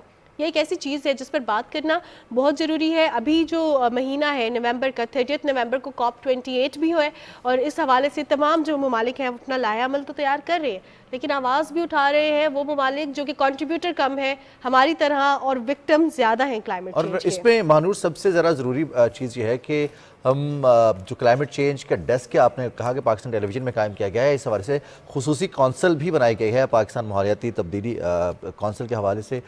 कल कल वज़ीर-ए-आज़म ने उसकी सदारत भी की और COP28 की तैयारियों के हवाले से, जिसमें पाकिस्तान ने अपना मुकदमा पेश करना है। वज़ीर-ए-आज़म ने इसको कौमी सलामती का मसला भी करार दिया है, इस क्लाइमेट चेंज को, जिस तरह का डिज़ास्टर पाकिस्तान ने फेस किया है। फिर जो हम फूड सिक्योरिटी की बात करें, हम आबो हवा की बात करें, पानी की किल्लत के हवाले से बात की जाए, तो ये तमाम चीज़ें लिंक्ड हैं। इन चीज़ों को बेहतर करने के लिए पाकिस्तान इक़दाम कर रहा है। पाकिस्तान ने पूरी दुनिया के सामने अपना मुकदमा भी रखा। फिर दुनिया के बड़े ममालिक ने COP26 में 27 में ये फैसला किया कि हम दुनिया में कार्बन एमिशन को कम करने के लिए इक़दाम करेंगे। 1 डिग्री सेंटीग्रेड दर्जा हरारत को नीचे लाने के लिए इक़दाम किए जाएंगे। और साथ ही साथ जो एक वादा किया गया मानूर, वो ये था कि वो ममालिक जो माहौलियाती तब्दीली की वजह से मुतासर हो रहे हैं, उनकी फाइनेंशियल असिस्टेंस की जाएगी। तो अभी तक जो इस हवाले से फैसले हुए हैं, उन पर अमल दरामद हो रहा है, नहीं हो रहा, इसी पर हम बात करेंगे। हमारे साथ स्टूडियोज़ में मौजूद हैं जनाब मोहतरम जमालुद्दीन अहमद कुरैशी साहब। अस्सलाम वालेकुम। वालेकुम अस्सलाम। बहुत शुक्रिया आपने इस बदलते मौसम में हमें ज्वाइन किया, लेकिन ये माहौलियाती तब्दीली जो है, ये जो माहौल तब्दील हो रहा है, ये कुछ साइंस नहीं है। सबसे पहले आप लोगों का बहुत शुक्रिया कि आपने मुझे इस प्रोग्राम में बुलाया और इतने हॉट टॉपिक पे डिस्कशन करने का मौका दिया। और मैं खराज तहसीन पेश करूँगा PTV नेशनल चैनल को कि वो इस इशू पे सबसे ज़्यादा फोकस कर रहे हैं through out the country as well as world wide. तो जब हम बात करते हैं क्लाइमेट चेंज के हवाले से, जैसा कि हमें मालूम है climate change it is a collective problem, ये इज्तमाही प्रॉब्लम है और इज्तमाही तौर पे ही हमने इसको हल करना है। जिस तरह के अभी आपने जिक्र किया COP28 होने जा रहा है, तो इसमें बहुत सी कंट्रीज़ का कंट्रीब्यूशन है कि इसको हमने किस तरीके से ओवरकम करना है और क्या एडॉप्टेशन मेजर्स होने चाहिए। अगर हम थोड़ा सा ब्रीफ में इसका बैकग्राउंड देखें, वर्ल्ड वाइड जो ह्यूमन पॉपुलेशन है वो बहुत ज़्यादा सफ़र कर रही है क्लाइमेट चेंज के हवाले से। तो इस क्लाइमेट चेंज के हवाले से जो मेजर हम रोल प्ले करता है वो तमाम स्टेक होल्डर्स में इंडिविजुअल कैपेसिटी से लेके, सिर्फ गवर्नमेंट लेवल पे नहीं, इंडिविजुअल लेवल से लेके ऑर्गेनाइजेशंस हैं, कॉरपोरेट कल्चर है, प्राइवेट ऑर्गेनाइजेशंस हैं, इन तमाम की रिस्पॉन्सिबिलिटी है कि इस इशू के ऊपर किस तरीके से इसको एडॉप्टेशन और मिटिगेशन मेजर्स को हमने बरोए कार लाना है। बिल्कुल बिल्कुल। अच्छा जमाल साहब, अगर हम क्लाइमेट चेंज के हवाले से बात करें, ग्रीन इनिशिएटिव्स, ग्रीन प्रोजेक्ट्स, अगर हम चाइना के साथ बात करें तो चाइना भी बहुत ज़्यादा इन्वेस्ट कर रहे हैं ग्रीन एनर्जी में, ग्रीन इनिशिएटिव्स में पाकिस्तान के। इसके साथ साथ पाकिस्तान खुद भी इस पर काम कर रहा है। इन प्रोजेक्ट्स में फाइनेंसिंग कितनी इंपॉर्टेंट है for the sustainable development? Exactly, ये आपने बहुत अच्छा पॉइंट बताया। अगर हम बात करें ग्रीन रेजिलियंस के ऊपर, ग्रीन रेजिलियंस जो है नाउ डेज़ ये वर्ल्ड वाइड में डेवलप्ड नेशंस ने इसको अप्रोच किया है और मीनवाइल पाकिस्तान भी आहिस्ता इसकी तरफ आ रहा है। तो इसका बेसिक जो कंपोनेंट है, जो मकसद है और ऑब्जेक्टिव है, वो ये है कि लैंड यूज़ प्लानिंग और इंफ्रास्ट्रक्चर डेवलपमेंट दैट शुड, वो बेस करना चाहिए ग्रीन इनिशिएटिव्स के ऊपर कि हमने अपनी बिल्डिंग्स का डिज़ाइन, अपनी लैंड यूज़ प्लानिंग, अपने फ्यूचर डेवलपमेंट्स जो मेगा स्केल डेवलपमेंट हो रही है वो एक ग्रीन बिल्डिंग कॉन्सेप्ट के ऊपर रिलाई करना चाहिए, ताकि जो हमारा ऑब्जेक्टिव है रेजिलियंस का और सस्टेनेबिलिटी का वो अचीव हो सके। तो उसमें यह है कि सस्टेनेबल यूज़ ऑफ रिसोर्सेज हमें करना होगा, रादर देन हमने टोटली फोकस का अगर हम करते हैं, जिस तरह हमने ये क्लाइमेट चेंज का प्रॉब्लम फेस किया है, तो इसमें हमने नेचुरल रिसोर्सेज को किस तरह एक्सेसिवली यूज़ किया, हमारी ओवर जो ट्रांसपोर्टेशन है हमने बजाय इसके कि हमने मेगा स्केल ट्रांसपोर्टेशन को हम तवज्जो देते हैं, हमने ओवर पॉपुलेशन जो हमारी वो ट्रांसपोर्टेशन है वो बढ़ती जा रही है, CO2 इमिशन जो है इंक्रीज़ हुआ, इंडस्ट्री। अब एक और कंसेप्ट है ग्रीन डेवलपमेंट प्रोजेक्ट में कि ग्रीन इंडस्ट्रियल पार्क्स, कि दुनिया में ऐसी इंडस्ट्रीज़ बनाई जाएँ कि जहाँ पे the waste of one industry that should be the raw material for other industry, कि हमने अपने वेस्ट को किस तरीके से कम करना है, ओवरकम करना है, क्योंकि जी बिल्कुल, क्योंकि environment sustainable industry, environment sustainable industrial building concept तब ही आप अचीव कर सकते हैं जब आप बेस करेंगे ज़ीरो वेस्ट कंपोनेंट पे। जब आपका वेस्ट जो है वो ज़ीरो होगा, ज़ीरो रिडक्शन होगा और आपका जो वेस्ट है that will be the source for another industry, then आप इसको ग्रीन रेजिलियंस की तरफ आप जा सकते हैं। जमाल साहब, हम देख रहे हैं कि बहुत सारे ऐसे सोर्सेज हैं, रिसोर्सेज हैं, नेचुरल रिसोर्सेज जिन्हें हमें जिनसे इस्तेमाल करना है। एक तो आबादी बढ़ती है तो हमें घर भी बनाने हैं, शहर भी नए बनाने हैं, जो जंगलात का इलाका या फिर फसलों का इलाका कम होगा। फिर हमें घर बनाने के लिए लकड़ी चाहिए, हमें कागज़ बनाने के लिए लकड़ी चाहिए, हमें जलाने के लिए लकड़ी चाहिए, हमें ईंधन के लिए लकड़ी चाहिए, तो दरख्त कटेंगे। कौन से ऐसे दरख्त हैं जिनकी पैदावार फ्रूटफुल हो सकती है इस मकसद के लिए कि हम उनको क्लासिफाई कर लें कि जो हमें फ्रूट्स फ्राहम कर रहे हैं, जो हमें ऑयल दे रहे हैं, खुर्दनी तेल दे रहे हैं, जो हमें ग्रीन एनवायरनमेंट दे रहे हैं, और वो दरख्त जो हमें हमारी ये ज़रूरियात पूरी कर रहे हैं, जिसमें हम लकड़ी को इंफ्रास्ट्रक्चर के तौर पर, ईंधन के तौर पर इस्तेमाल कर सकें। ये कितना क्लासिफिकेशन ज़रूरी है? जी, वेरी इंपॉर्टेंट पॉइंट। सबसे पहले मैं आपको ये बताता चलूँ कि जो दरख्त हैं वो हमारे मुल्क में, आपको जैसा कि पता है कि एक नॉर्मल रिक्वायरमेंट है एक अच्छे एनवायरनमेंट के लिए, देयर शुड बी 5% जो आपका लैंड कवर है वो प्लांटेशन होनी चाहिए। तो हमें अभी इसको मज़ीद अचीव करना है और मज़ीद बेहतर करना है कि हम 5% से ऊपर जा सकें। 25% रिक्वायरमेंट है, हम इसको 5% से अबव लेके जाएं। तो इसमें यह है कि दरख्तों की कटाई और हमारे मुल्क में एक बहुत ज़्यादा प्रॉब्लम रह चुका है, जिसकी वजह आपको बताऊं कि हम फॉर एग्ज़ाम्पल अगर पेपर प्रोडक्शन कर रहे हैं तो हमें 1 टन कागज़ बनाने के लिए 17 दरख्त काटने पड़ते हैं। ठीक है, तो हमें मज़ीद इसमें दरख्त की पैदावार करनी चाहिए जिसमें जो बहुत इकनॉमिक वैल्यूड ट्रीज़ हैं, लाइक ऑलिव ट्रीज़ हैं। इसके अलावा जो हमारी कमर्शियल वैल्यू है यूकलिप्टस, ठीक है, उसकी तरफ भी हमें जाना चाहिए, लेकिन उन एरियाज़ में जहाँ पर वाटर डिप्लीशन का जो इशू है वो कम से कम हो सके। तो इसके अलावा और जो भी कमर्शियल वैल्यूज़ हैं जिन ट्रीज़ की, वो हमें ज़्यादा से ज़्यादा लगाने होंगे, क्योंकि रिन्यूएबल एनर्जी अप्रोच जो है हम तभी कर सकते हैं जब हम अपने जो मेजर हमारा फॉरेस्ट कवर है उसको बचा सकें। सही। अच्छा जमाल साहब, जिस तरह आपने कहा कि 1 टन पेपर के लिए 17 दरख्त काटने पड़ते हैं, इट्स ह्यूज। और पेपर तो हमारी रोज़मर्रा की रिक्वायरमेंट भी है, लेकिन बहुत से ऐसे ऑफिसेज हैं, बहुत सी ऐसी ऑर्गेनाइजेशंस हैं जहाँ पे ऐसे इनिशिएटिव्स लिए गए कि go like cardless, paperless technology को यूज़ किया जाता है। ईमेल भी आती है तो उसके नीचे एक टैग होता है कि do not print this email, या आप जिस तरह हम किसी भी इवेंट पे जाते हैं एक दूसरे से कार्ड एक्सचेंज करते हैं, एग्जैक्टली कार्ड ATM मशीन्स में भी आ रहे कार्ड को समटाइम्स हम जस्ट QR कोड के थ्रू स्कैन करके करें। तो इस तरह आपने जूस के डब्बों पे भी देखा होगा, जो पहले स्ट्रॉ होता था अब वो पेपर स्ट्रॉ है, प्लास्टिक का नहीं है।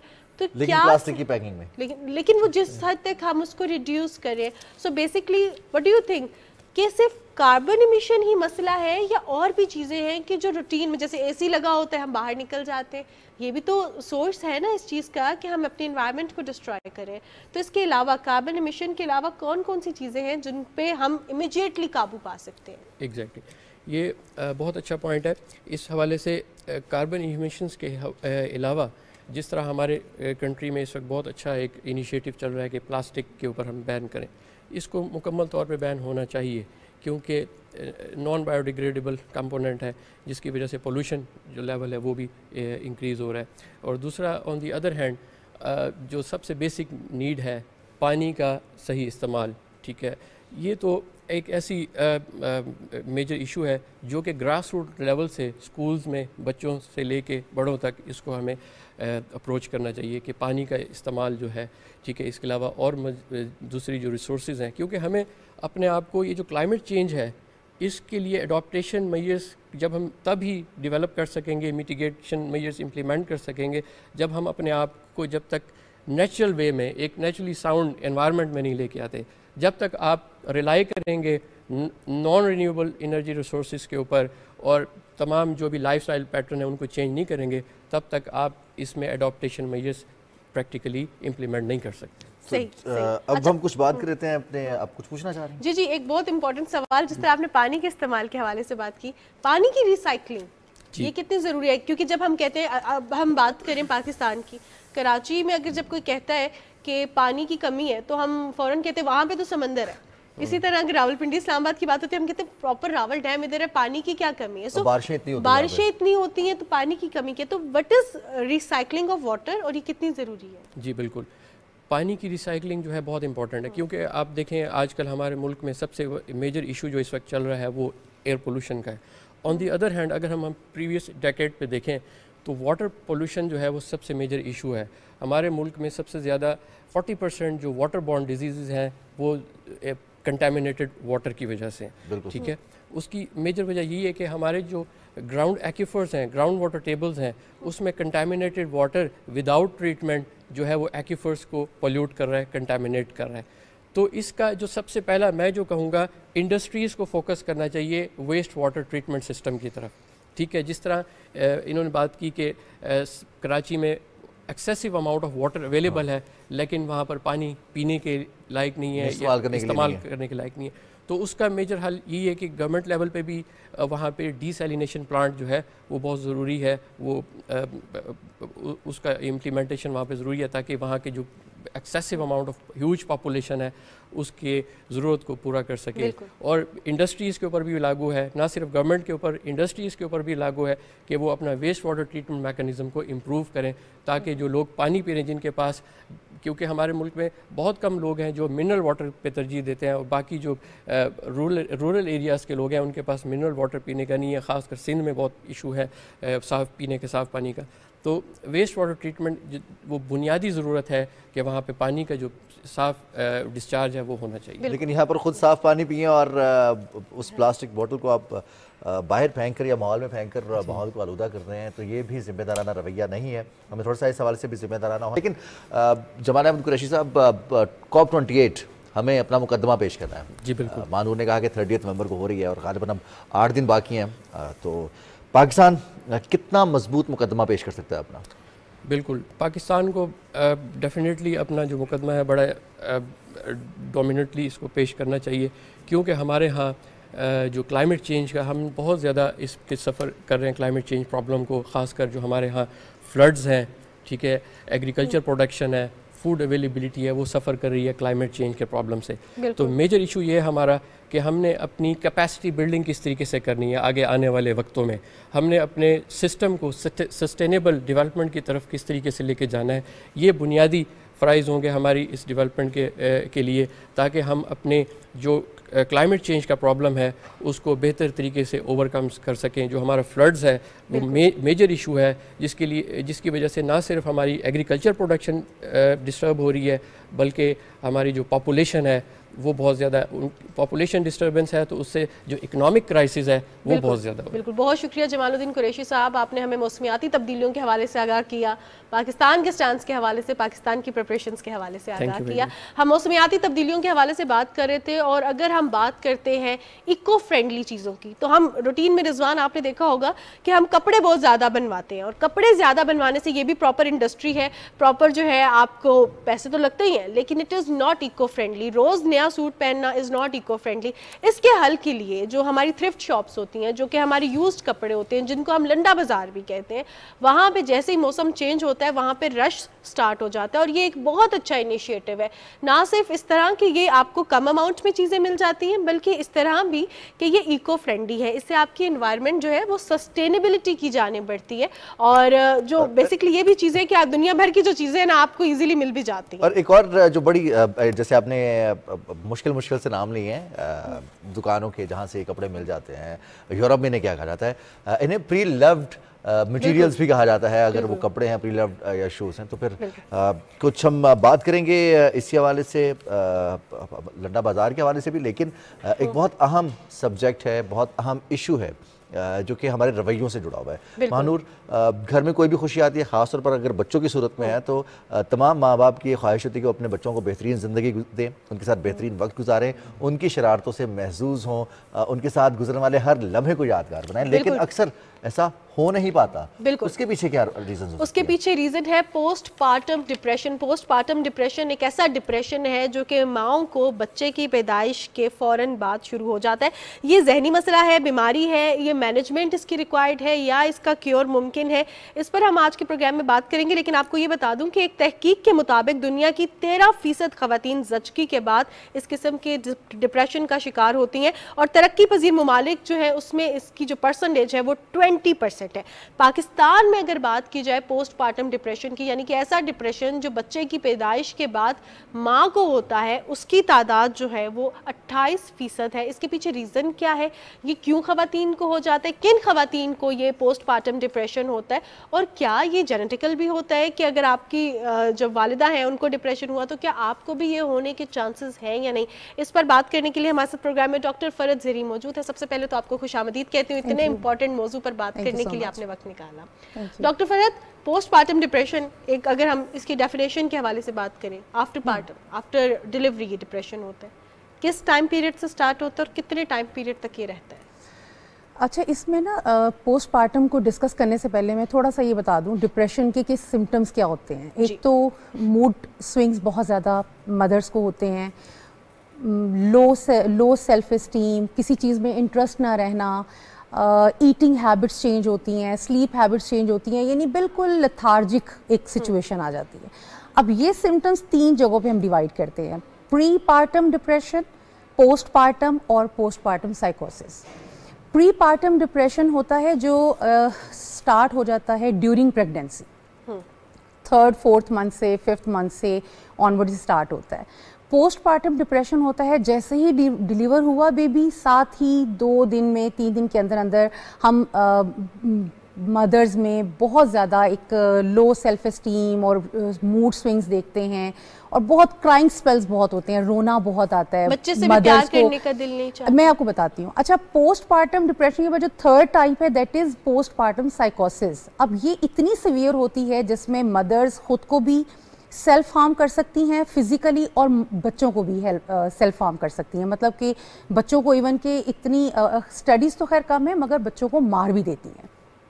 उस सूरत हाल में हमें ट्रीटमेंट की तरफ फ़ौरन जाना होता है। सो ये डिफरेंट उसमें पीरियड में होता है, इसको किसी एक पीरियड में हम नहीं कर सकते, ड्यूरिंग प्रेगनेंसी, आफ्टर प्रेगनेंसी, और फिर ये पोस्टपार्टम साइकोसिस जो कि इंतहाई एक्सट्रीम पे चला जाता है, ये इस तरह से चलता है। बट डिप्रेशन की जो सिम्टम्स मैंने आपको बताई वो हर एक में होंगी, लेकिन एक्सट्रीम्स और इंटेंसिटीज उसकी डिफरेंट हो सकती हैं। तो फरहत साहिबा, हम देखते हैं कि एसोसिएट किया जाता है इसको शादी के बाद भी, माहौल चेंज है, एनवायरनमेंट चेंज है, फिर आपका कॉम्बिनेशन किस तरह का बन रहा है, फैमिली कैसी है, एजुकेशन बैकग्राउंड, तमाम चीज़ें इसमें काउंट होती हैं।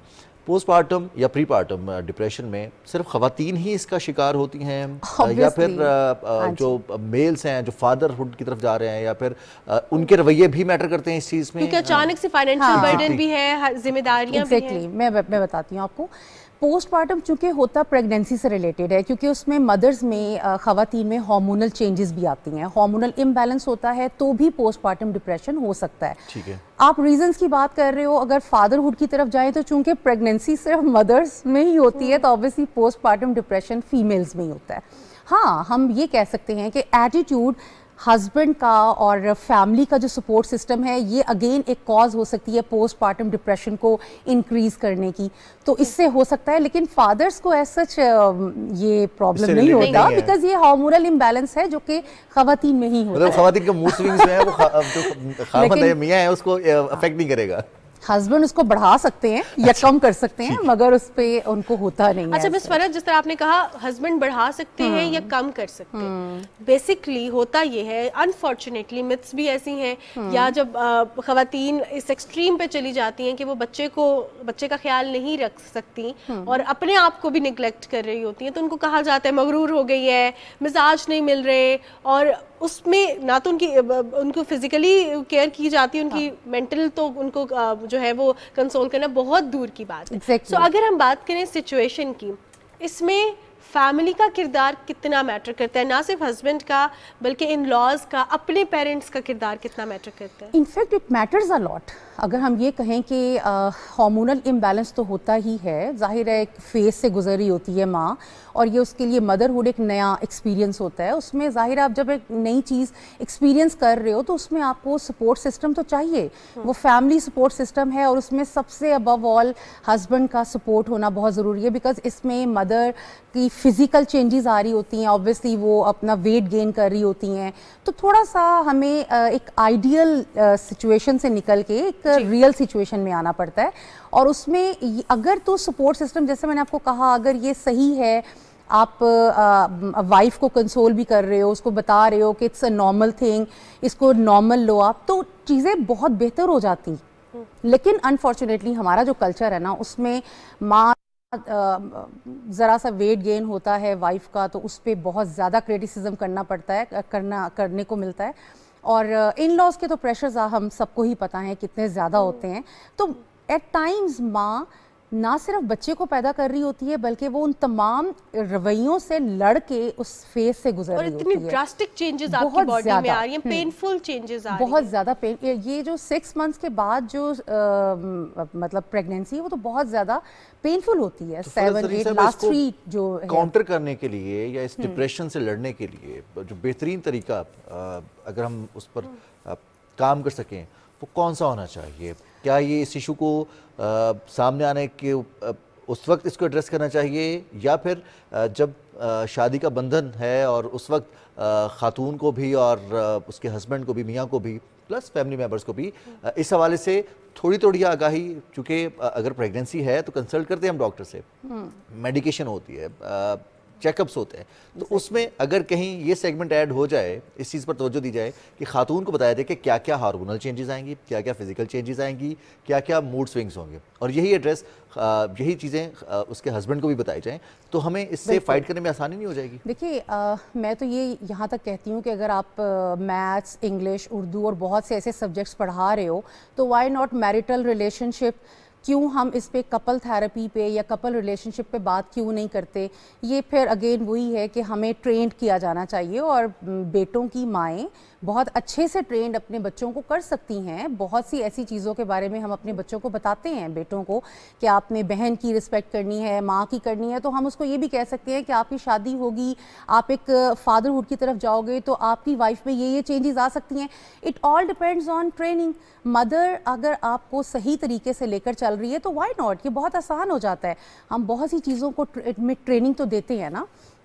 सो अगर इसमें भी ट्रेनिंग चलती है, आप बच्चों को समझा रहे हो कि ये बड़ा नॉर्मल से चीज़ है और इस फेज़ के बाद आप चेंज भी होगे, तो ये चेंजेस हमें पहले बता देनी चाहिए और ट्रेनिंग होनी चाहिए। मैं तो कहती हूँ कपल थेरेपी और ये जो फैमिली थेरेपी है, ये बहुत ज़्यादा हमारे कोर्स का हिस्सा होना चाहिए, जो कि अनफॉर्चुनेटली नहीं है। बिल्कुल, हमें पता नहीं चलता और हम ऐसे बस टामक टोइयां मार के हम देखते हैं कि क्या सही और क्या गलत। We are just surviving the relationship, we are not living in it, and that's so unfortunate. अच्छा, अगर हम पोस्टपार्टम डिप्रेशन के हवाले से बात करें, एनवायरमेंटल फैक्टर्स या जो हमारी बॉडी के चेंजेस होते हैं, इस पर तो हमने बात की।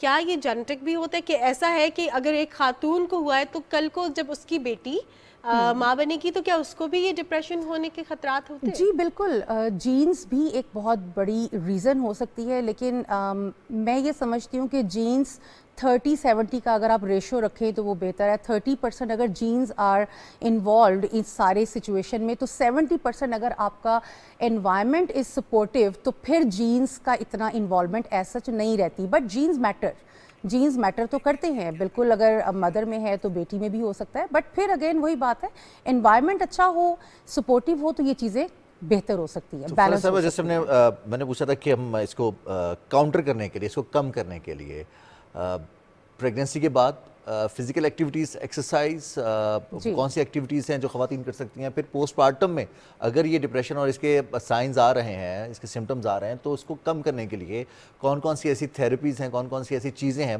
जो ख़वातीन अगर नहीं भी शेयर कर रही, जो सबसे बड़ा प्रॉब्लम होता है, ख़वातीन जो अंदर ही अंदर कोड़ रही हैं, बता नहीं रही कि मसला क्या है, उसको काउंटर करने के लिए वो कैसे खुद से एफर्ट कर सकती हैं और क्या कर सकती है? फिज़िकल एक्टिविटी तो बहुत ही इम्पॉर्टेंट है। हमारी जो ख़वातीन हैं वो समझती हैं कि जैसे ही हम प्रेगनेंसी स्टार्ट हुई, बस अब हमने बेड पे लेटना है। तो बेड पे लेटने से रिमेंबर डिप्रेशन बढ़ता है, डिप्रेशन कम नहीं होता। वो चाहे किसी भी तरह का डिप्रेशन हो, पोस्टपार्टम हो या सिंपल डिप्रेशन हो। तो एक तो ख़ुद को एक्टिव रखना चाहिए ख़वातीन को, और इस चीज़ को it's a normal face. Pregnancy ये कोई बीमारी नहीं है, इट्स नॉट अ डिज़ीज़, कोई डिसऑर्डर नहीं है। इसको अगर आप नॉर्मल वे में रखें तो और एक्सेप्ट करें बहुत ही प्लेजेंट वे में, अल्लाह ताला ने आपको एक गिफ्ट से नवाजा है, उस गिफ्ट का ख्याल रखें और अपना ख्याल रखें और उस चीज़ को एंजॉय करें, उन मोमेंट्स को एंजॉय करें, तो व्हाई नॉट, ये प्रॉब्लम हो सकता है। लेकिन उसमें हस्बैंड का फ्रेंडली होना अपनी वाइफ के साथ हद से ज़्यादा इम्पोर्टेंट है। Thank you so much miss Farhat, आपने इतने इम्पोर्टेंट इशू पर बात की और वक्त निकाला प्रोग्राम के लिए कि फ्रेंडली होना बहुत ज़्यादा ज़रूरी है। हम अपने इर्द गिर्द ख़वातीन को भी देखते हैं, इवन जिस तरह रिजवान ने बात की, मर्द हजरात भी, जब हमारी लाइफ में कुछ चेंजेस आ रहे होते हैं, चाहे वो अच्छे चेंजेस हों, चाहे वो ऐसे चेंजेस हों जो कि हमें इमोशनली जो है परेशान कर रहे हैं, या हम दुख में हैं, तकलीफ में हैं, इसके साथ साथ खुशी में भी जो हमारी फीलिंग्स होती हैं वो बड़ी चेंज हो रही होती हैं। तो ऐसे में एक दूसरे के साथ फ्रेंडली रहना आई बिलीव बहुत ज़्यादा ज़रूरी है। एक दूसरे को समझना, एक दूसरे की लाइफ के फेजेस को समझना बहुत ज़रूरी है। और हमेशा यही कहा जाता है ना कि कुछ भी जज करने से पहले या कुछ भी राय देने से पहले अपने आप को किसी दूसरे की जगह पर रख कर अगर इंसान सोच ले तो बहुत सारे मसाइल पैदा होने से पहले ही ख़त्म हो जाते हैं। बहुत सारे ऐसे अल्फाज जो किसी को तकलीफ दे सकते हैं, अगर आपकी ज़बान से वो अल्फाज निकलें और आपको वो अल्फाज सुनना पड़े किसी और की ज़ुबान से, तो कैसा रहेगा। तो इसलिए अगर किसी पे भी कमेंट कर रहे हैं, चाहे वो आपके घर वाले हैं, आपके दोस्त हैं, आपके कोलीग्स हैं, या आपका 5 मिनट का या 5 सेकंड का कहीं अगर आपका टकराव होता है और वहां पर आप वो अल्फाज बोलते हैं, तो हमारी यही रिक्वेस्ट है कि ऐसे अल्फाज से गुरेज कीजिए जो किसी की दिल आज़ारी का बायस बने। बिल्कुल जनाब, दूसरों को अपनी जगह जो है रख कर सोचा करें। सो आज के प्रोग्राम से इतना ही, बिकॉज अभी हमें जो है क्यों मिल गया कि बस बहुत बोल लिया, छुट्टी करो आप। सो आज के प्रोग्राम से इतना ही। अपनी मेजबान माहनूर कुरैशी और रिजवान अली अहमद को इजाजत दीजिए। इंशाल्लाह कल सुबह आपसे फिर मिलेंगे। अल्लाह हाफिज।